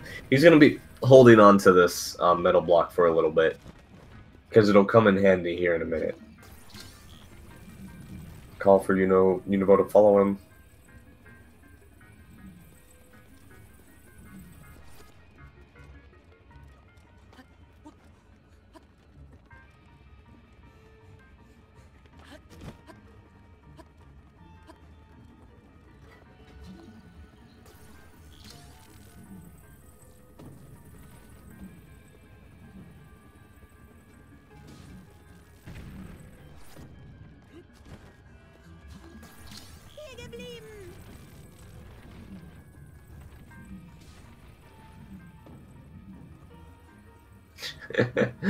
I can just see Puppet Master waving his controller around big circles in the living room. That's funny. The gyro for Magnesis is actually hilarious. He's going to be doing his second cannon here.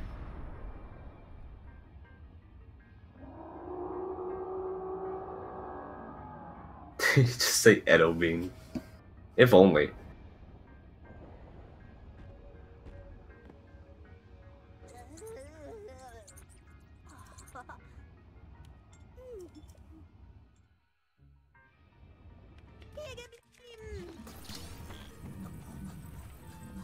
So Lou's still holding on to this steel box.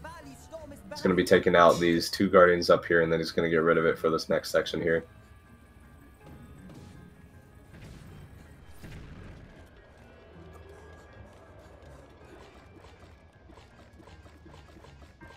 So here's something interesting with this, what he's doing there with his axe.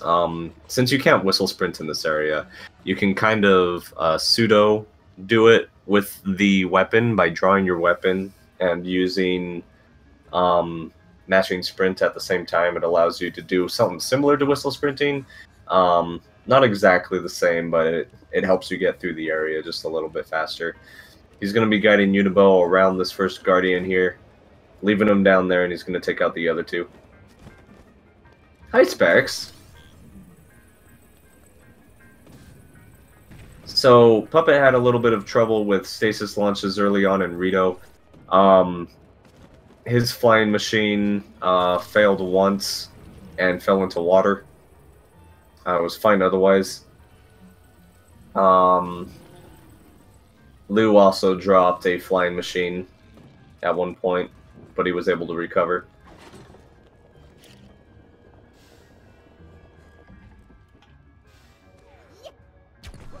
And then Lou's going to be making his final shot at Rudania. Rudania is going to be walking into the middle of this volcano here, and we're going to go ahead and enter her. Sorry.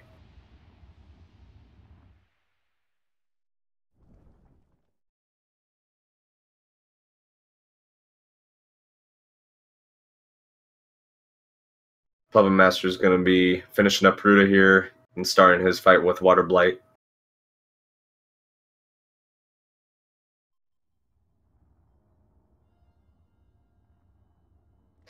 They actually have a different server for commentators, so I have a little bit less of a delay.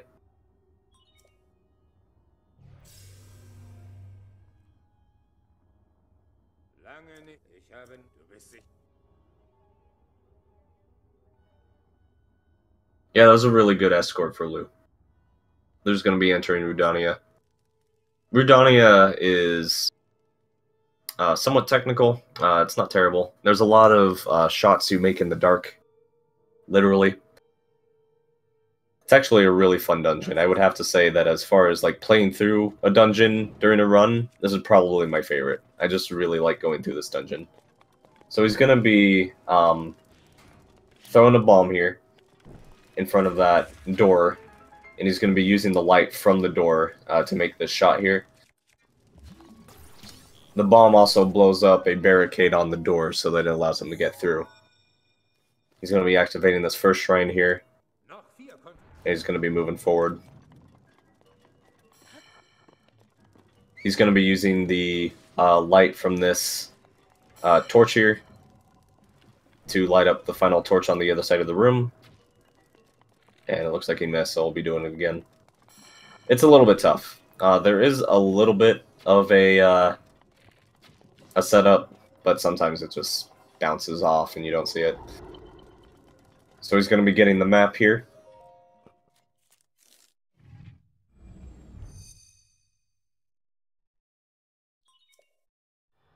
No, you and I are watching the exact same stream. It's just the version of the stream that I'm watching doesn't have the commentary, basically.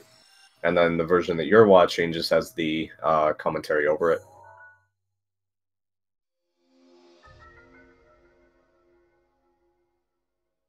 PuppetMaster finishing up. Going to be moving on to Rudania. Or rather, the Unibo climb here.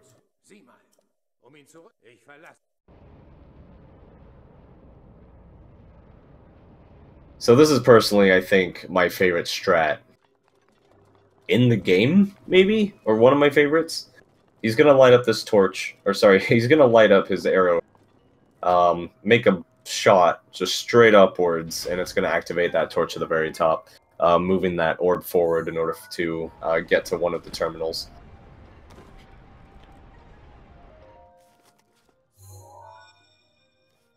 He pulled ahead a little bit, but Lou is still ahead by about, I think, 10 minutes or so.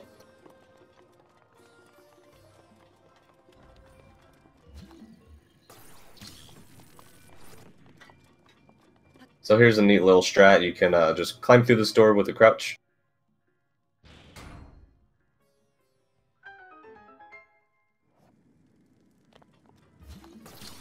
Use this block to block the fire here so you can make your way in.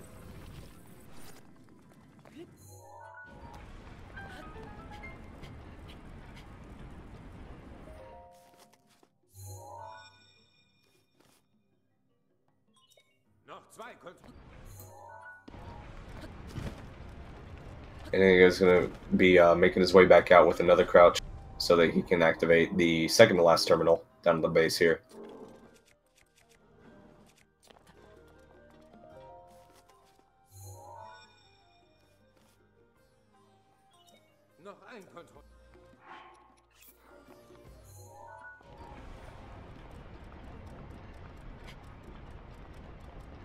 I mean, have you ever seen a blindfolded run? So Lou's going to be using one Gale here to make his way to the top of Rudania and activating the final terminal here. So this fight is really interesting. As I said earlier, we only have level 1 fire protection. And he's going to be eating a damage potion here in order to do more damage to Fire Blight. But because of that, Lou's going to be on fire. So he's going to have to make quick work of Fire Blight here. Oh, is he not? Okay, there he goes. Uh-oh, looks like he dropped it, unfortunately. On top of that, the Great Eagle Bow is made of wood and can burn up after some time. So he has to constantly put it away and take it out in order to make sure that it's not going to burn up in his hands. He doesn't have to constantly do it. It takes some time to burn up, but he'll need to keep that in check as well. So you see how he has only one heart. He's going to eat a little bit to heal that extra damage that he took.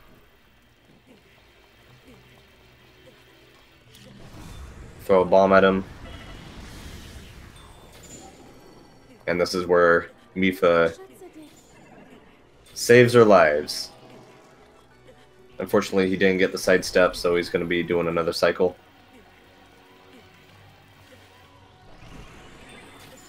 The reason for wearing Gerudo armor for so much of the run is really simply because it's just time wasteful in order to... Oh, I really thought he was going to eat the potion. So Lou's going to be taking a death here.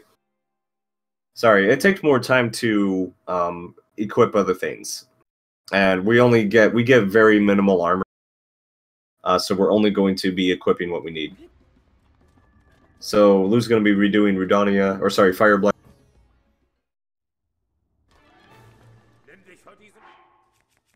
I'm surprised he didn't eat his last fire potion, honestly. He just had like 1 hit left. That's unfortunate. Yeah, I like the Gerudo set.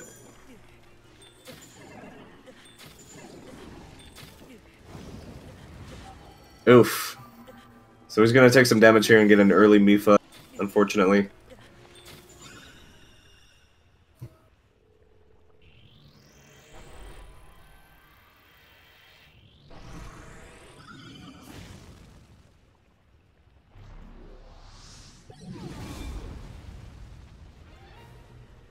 Pass auf seine Feuerbälle auf! Die sind brandgefährlich.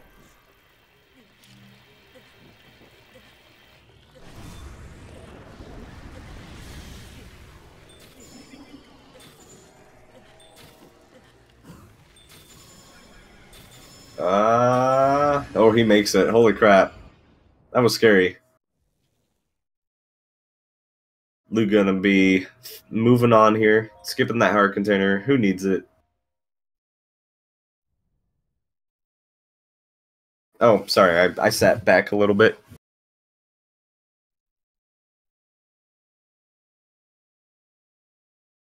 So Lou's gonna be making his way to Hyrule Castle after watching a short cutscene here to finish up the run.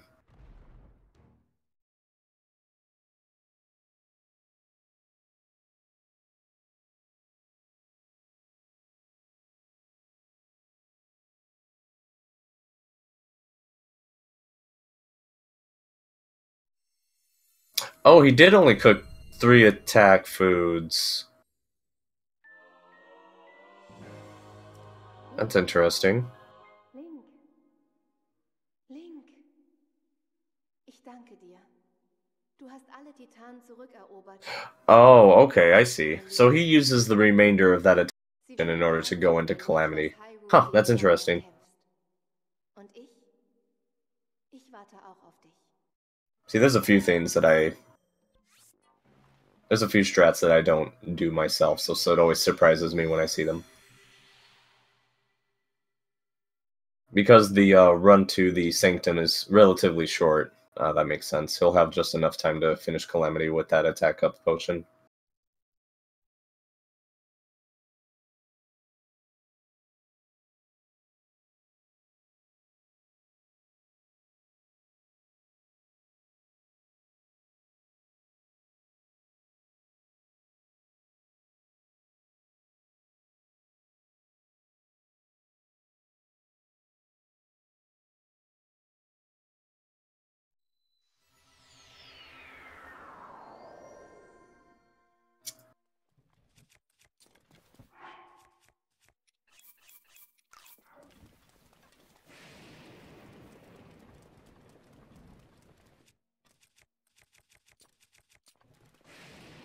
Got a lightning storm here, so he's gonna have to unequip all of his metal parts.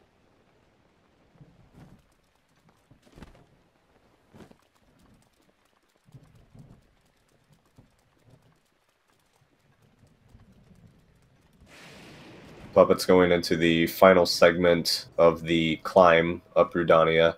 Looks like he's actually taking this box with him, which isn't a bad idea.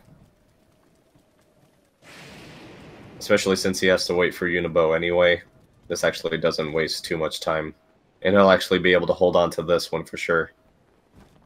Sometimes when you throw the cube down, it'll fall off the edge, which is pretty frustrating for a lot of people.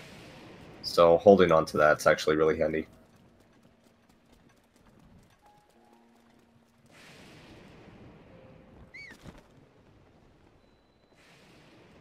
Lou is ahead by about 9-10 minutes.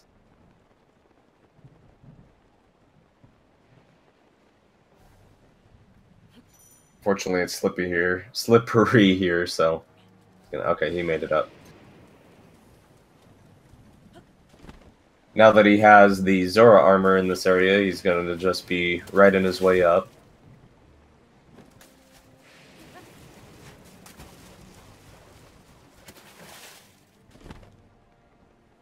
PuppetMaster is going to be taking out these moblins here with his box. This is getting a little scary. Those moblins they can do a lot of damage, unfortunately. Looks like he took them out. He's going to be able to finish the climb here.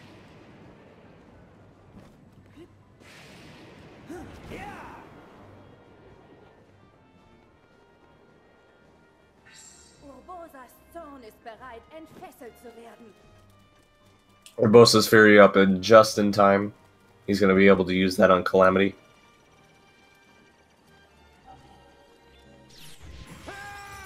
Doing that as a safety to make sure he doesn't take any damage going in, but it looks like he did anyway.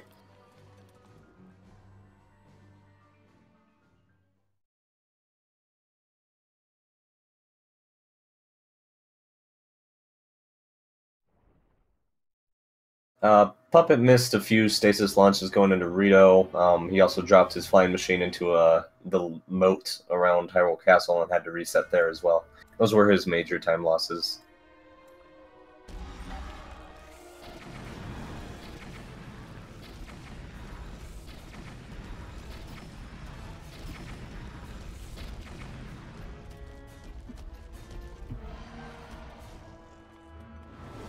Who's going to be grabbing this Royal Claymore here.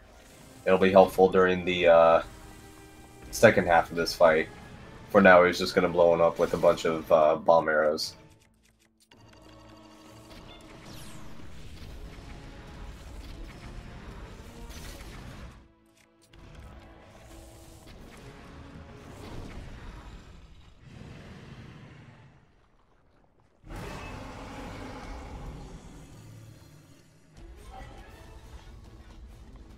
That's unfortunate.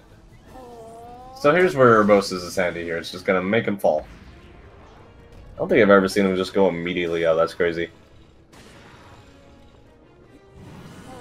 So an interesting thing about Calamity Ganon here is if timed correctly, your spin attack with the Royal Claymore can put Calamity into a stun lock.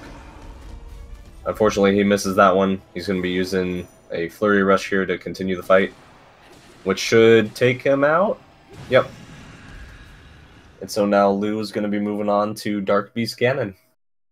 Dark Beast Ganon is kind of a pushover. We always call it the victory lap.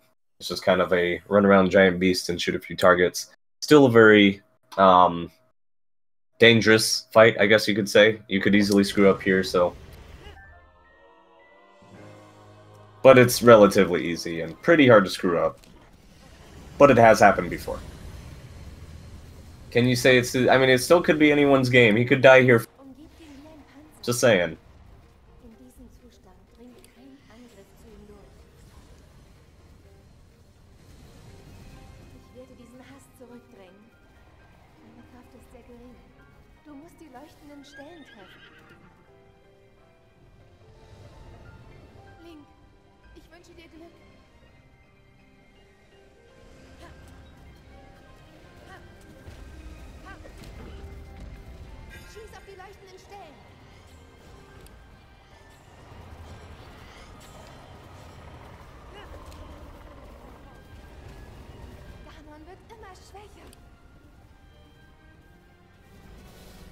Can he die like 20 times?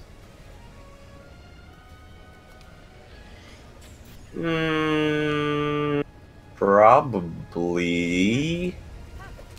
I mean, PuppetMaster's still pretty close.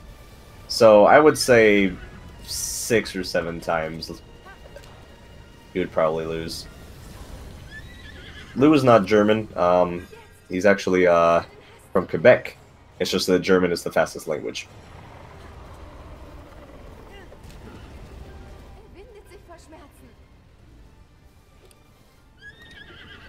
I've seen specs.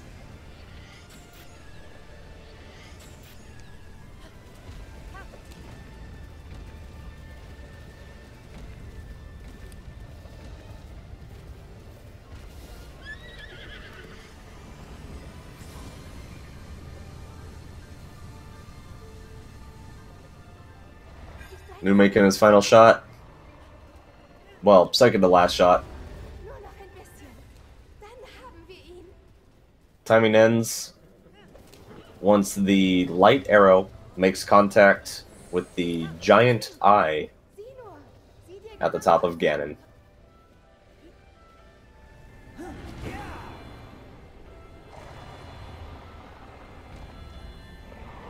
Das ist Link. And time. That makes LouLouCore the winner. He did not die. So now you can say it's Lulu's game. Let me go ahead and PM him. We can see if we can get him in for a intraview. Let's see. Lou. There you are. Okay, interview. Bubzo. I don't want to spoil it for Puppet Master if he's watching chat.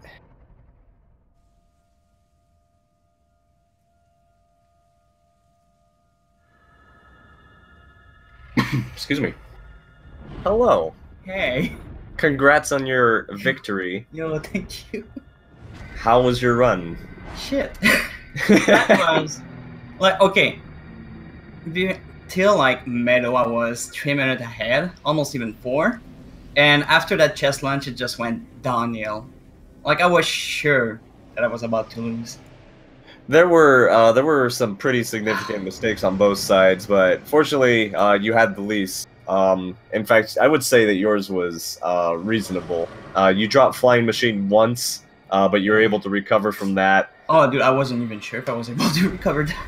Hello. Right.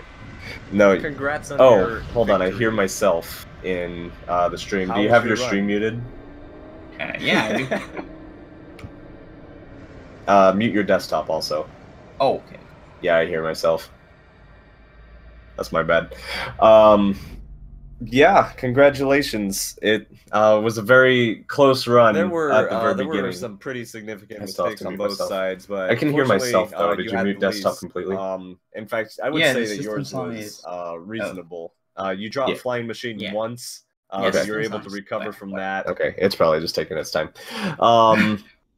Right. Had to pause it. No. So hold on, I hear myself. yeah, you guys were in, really the close at the stream. Do you very have your stream beginning. muted? It was almost like watching the same stream twice. Really? Even after my mute your death? desktop also. Dein Kampf. Yeah, I hear Well, myself. so after That's Magnesis, my bad. yeah, there was a Yeah, split at that congratulations. point. It, But was you a very both were close lined run up at again the very after beginning. Stasis, doing your launch to bombs. I can hear There were a lot of points like that. Your horses were lined up pretty well. Puppet ended up getting a 3-speed horse instead of your 4-speed. Oh. You did have to do a reload. Yeah.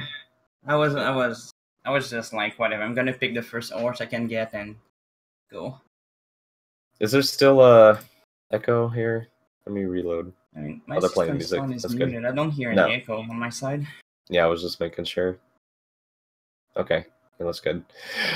Yeah, was there anything else during your run that stuck out to you? Those were the big things for me. When I die, when I was about to go get the shrine near Unibo. Yeah, the Rockfire kill me. That's pure RNG. That's right. I forgot about that. And the Naboris fight to enter. I need to learn. Oh yeah, I forgot. I need to learn German, dude, so I know what I'm doing. I knew exactly like that was gonna happen. Like Riju asked the question, I was like, oh, he's gonna hit the wrong option. He did. That's yeah, that was unfortunate. You had to redo that whole fight. I was worried about your bomb arrows too, because you were really low on those. But if you do Flying Machine, there's a chest with 5 bomb arrows near the second card, so it's cool. Yep, so you ended up rescuing that with that. I wasn't sure if you were gonna have enough with Thunderblight, but it ended up working out because Thunderblight's a little bit of a pushover. Yeah, and Rudania killing you. That was unfortunate. Does she usually throw balls at you around that area, or were you too low? Well, if you What get happened the there? slow-mo, it doesn't. But since I died on the first fight, I wasn't able to get near anything in time. I for the see. slow-mo. Okay, that makes sense. Yeah, I was about to give up, to be honest, at that point, because I was just like, yeah, Puppet's probably like much more ahead now. Nah, yeah, you guys were pretty far apart. What had happened is Lou had Puppet had had a hard time getting into Rito Village. He was missing a couple of tree launches in there, and that put you that was a pretty big split at that point. But Puppet also dropped the flying machine into the moat, so he had to actually reload and do that as well. So I'm on a couple of other things. Those were his major ones. He's actually heading into the Sanctum right now, so yeah, I'm watching. Still pretty close, I would say, with the mistakes made. It looks like he unfortunately just took a death. Spoilers for you, but yeah, that was a way close fight at the very beginning. Ooh. Up until Rito, it was really close. It was really exciting to see two runners use a flying machine at the same time, or around the same time. You were actually leaving Goron City as he was going in, so there were still two streams showing a flying machine at the same time. That's great. I wasn't expecting to win, jeez. Yeah, it's like it was a marathon run, and you were both taking pretty great risks, I would say. It's not really a marathon run per se, but I always do safe strats in these kind of runs because I'd rather finish it. But yeah, you both took some pretty risky strats in order to move forward, and it looks like for the most part it ended up paying off. Yeah, well, I knew going against Puppet, I had no choice but go for risky stuff. Otherwise, we'd just take the lead. He used a lot of the exact same stuff that you did, honestly. It was like I said, like your guys' plateaus were almost exactly the same, like down to movement. It was kind of scary at the very beginning. Yeah, I'm not surprised. Plateau can. At some point, the optimization is so like it's all the same. Well, and you both run any percent pretty hard, so yeah, plateau comes pretty naturally to both of you. Mm-hmm. So yeah, really, really great runs from both. I'm glad that was really exciting. Even so, there were a lot of parts where Puppet could have definitely caught up,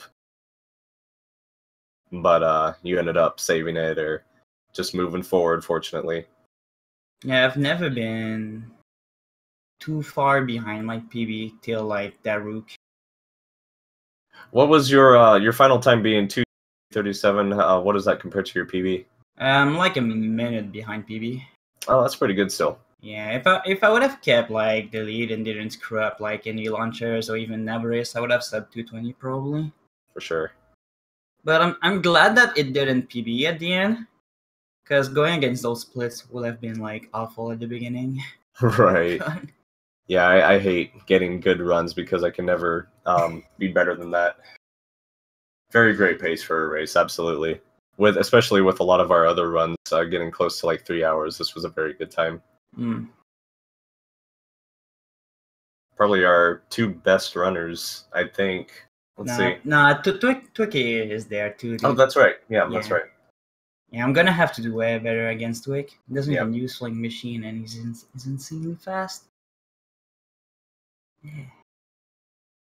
Yeah, that's gonna be another. That's gonna be really fun. Yeah. Yeah. Next round. PuppetMaster going into Calamity here. Shoot him in the face. Oops, I lost chat. Come back, chat. You lost chat. I tabbed over. There it is. Yeah. Oh no. Puppet dying to Calamity. Really? Oh. Yeah.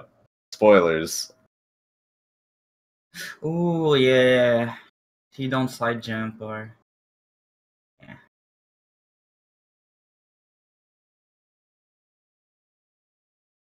Yeah, that's unfortunate.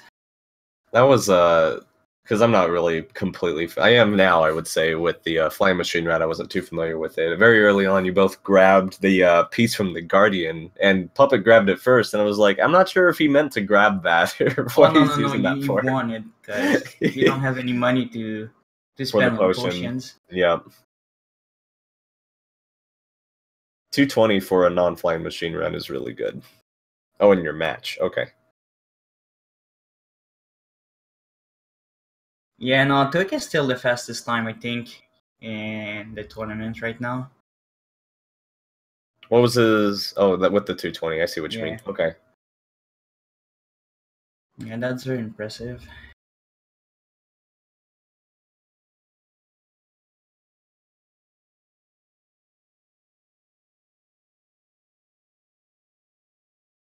There are people saying, is it lose game yet? Is it lose game yet? I was like, not until he finishes B scanning, because he can die here too.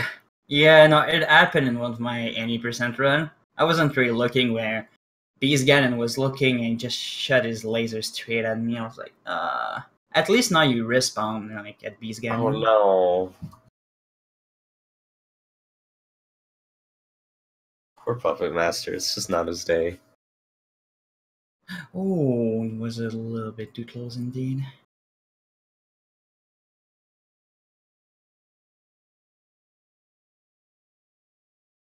He's not giving up though, props. Nope. Which is great, yeah. I'm glad that there have been very few forfeits in this entire tournament.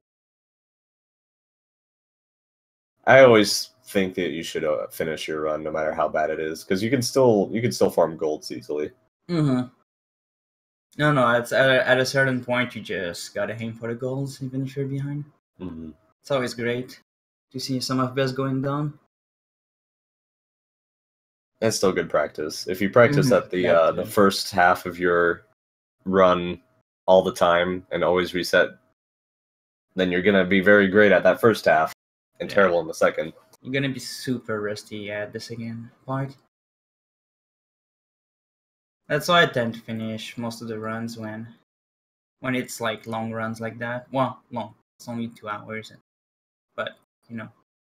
It's longer than 40 minutes. Yes. I had to think of how long freaking any percent was. Yeah, no, any percent sometimes there's just no point of keeping going. Keep going. Puppet Master doing his second phase here. Go.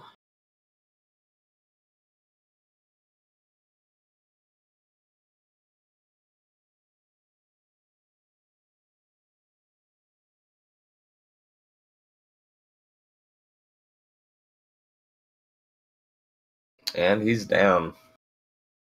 Nice.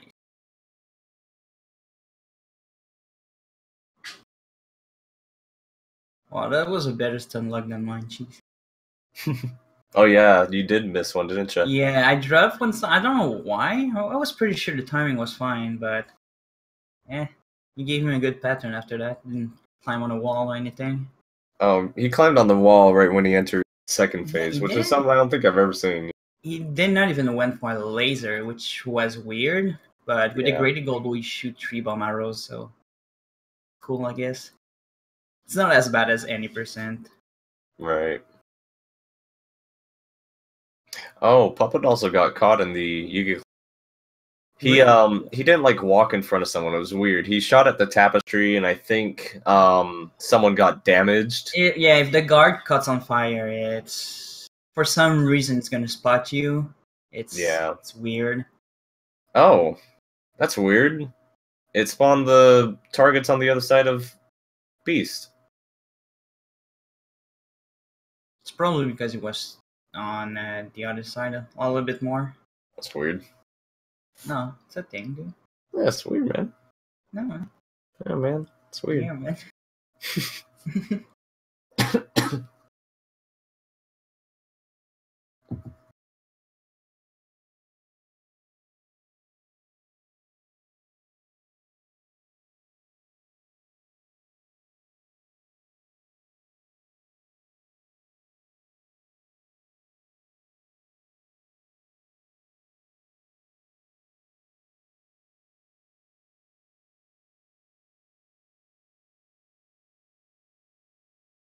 We missed the quick shot there. Yeah.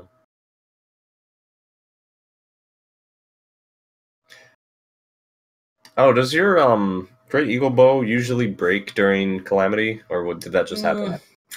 Yeah, I don't know what I'm doing wrong exactly because it used to not break. So I probably used a little bit too much either on Fire Blight Oh. Yeah. Oh yeah, you did die in Fireblight. I forgot. Yeah. I should be writing these things down when I'm watching, so I can be like, "Hey, here's what I need to ask." I thought you were gonna eat the fire potion, but I didn't realize that. I thought about it after I died. But then you wouldn't have had anything for Calamity, or yeah, for Calamity. Yep, exactly. Puppet going for a tree launcher. Oh, let's go. He's gonna steal the show. It's cool. He needs to fly. Don't die here, please. Okay. Oh my god, that'd be excellent. Oh man, I was nervous. Too many shots in Fire Blight. Yep. Alrighty, let me get him in here and we can talk to him also. You're up, Buttercup. Get in here. Sugoi. They kill Sugoi. I love that emote. Hey, Puppet. Boy. Hi. How was your run? It was a train wreck. Oh, for a better word. It wasn't terrible, but there were some mistakes. It looks like you had a really hard time in Rito getting those tree launches going down there. What was going on there? I can actually blame my controller on that one. The Pro controller? My Joy-Cons. Oh, I see. Run with Joy-Cons? Oh my god. Yeah, I was trying to get on the tree, but for some reason, whenever I let go of the stick, Link would just go slightly to the left and get off of it. Oh. Really weird. Yeah, because it's latching onto that rock, so that makes sense. Yeah, like for some reason, my control sticks that have their own little quirks. Sometimes my left stick goes slightly to the left, and sometimes my right stick goes straight down. Huh. Which gets a little annoying when I gyro aim, since it defaults to the right stick when you're using it. Interesting. That was honestly the major split of the run between you two. It was actually really close. Like very within the plateau, it was very close together. Lou did take a death to the fall damage cancel coming off of tower, but both of you, like, it was like watching the same stream going into it. You were both really close. I'm gonna have to rewatch that. Yeah, it was. I had a pretty amusing death in Cryonics trial. Oh, that's right. You did die in Cryonics. I got sandwiched between the. I got sandwiched between the seesaw and the ledge, and it did a half-hearted damage. It was pretty funny. Yeah, that was unfortunate. I completely forgot about that. I was gonna say that's when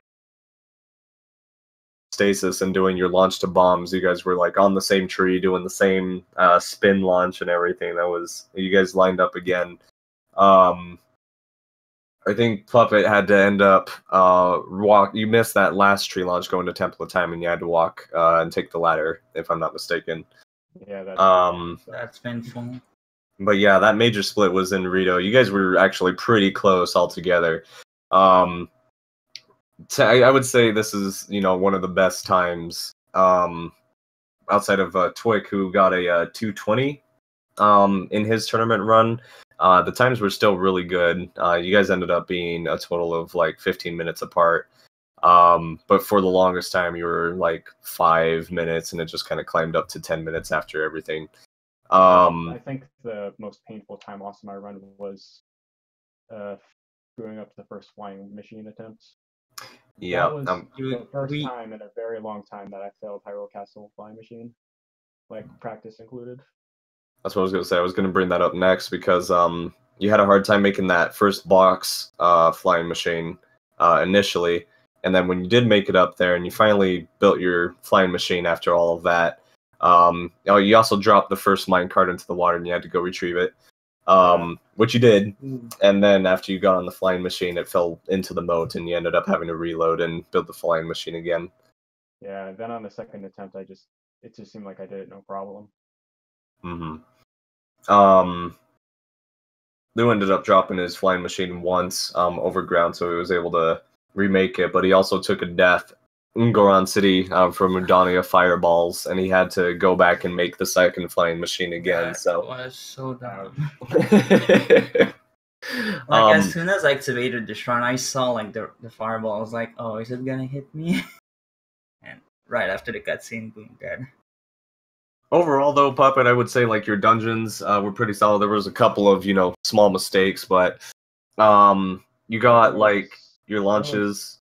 There was like one mistake in Rudania where I missed getting on the spine from the gale, and I had to use an extra gale. It's not devastating, but yeah, it's a little bit. But your Naboris was pretty good. The meadow itself was alright. Was there anything else about your run that stuck out to you? I have to scroll through my splits to remind myself. Well, I died to Clan again twice. Apart from So for those who stuck around for the interview, there's a comedy routine right there. Right. I failed the chest launch, the DLC chest launch, and I kind of got discombobulated because I was thinking I could get to the pool from the bottom, but that ended up not being the case. That's right. So I had to reload a save because of that. I, for some reason, forgot that you missed that, and thought you got it for some reason. Because when you, because you had to use the wood box instead, because you didn't save right before the chest, so it was gone afterwards. Also, that's right. I also made 2 very big mistakes on the Attack on Varuda segment, where I screwed up the tree travel what to side on, which is the first time I've ever done that. And I also missed my shock arrows in the Ruda attack, and I had to do a 3rd cycle. Yeah, it's also the first time I've done that. That last cycle is the worst, where you have to destroy 10 of those in order to go back. So that was unfortunate. I made a lot of first-time mistakes throughout this run, which is sort of for my own edification, but it's also pretty frustrating. Of course. I couldn't really foresee it. Right. Well, that just... Oh, wow, they've already updated that bracket. Holy crap. I was going to say you're going to be going up against Flamin'. So that's pretty exciting. Lou's going to be going up against Twick here in the next round. So overall, though, great time, great runs, with the exception of the most of those mistakes. Still really great times. That's something that I can't do, and a lot of people strive to. So both of these guys are fantastic players. Mostly do any percent, both of you. And really great at those. That's why their plateaus were almost mirrored. So it's the best category. Talk about that later. Anything else you guys want to add on top of that? Well, GG Puppet, man. It was intense. Thank you everyone for watching. I guess that's amazing. Yeah, GG. It was really fun. Thank you guys. Thank you for commentating. We had no one before you came, so yeah, that's nice of you. No problem. That was fun. But yeah, like I said earlier, if you guys are interested in Breath of the Wild speedrunning, ! Breath of the Wild, BOTW, gives you a link to our Discord. If you have any questions about the run or anything, you could always go on speedrun.com. We've got a lot of resources on there to help you get started. I would always watch the top runs to check out strats and everything. There's also Zelda Speedruns. .com, which has all the other resources and guides on there as well. So feel free to check us out if you're interested in speedrunning. But other than that, I think we're good. Thank you guys for watching. Thank you for watching, everybody. All right, thanks. Hey, GG, you guys. Yeah, GG. GG, Lulu. Good luck with your next match, Puppet. I'll try my best. I want to see you in Grands now.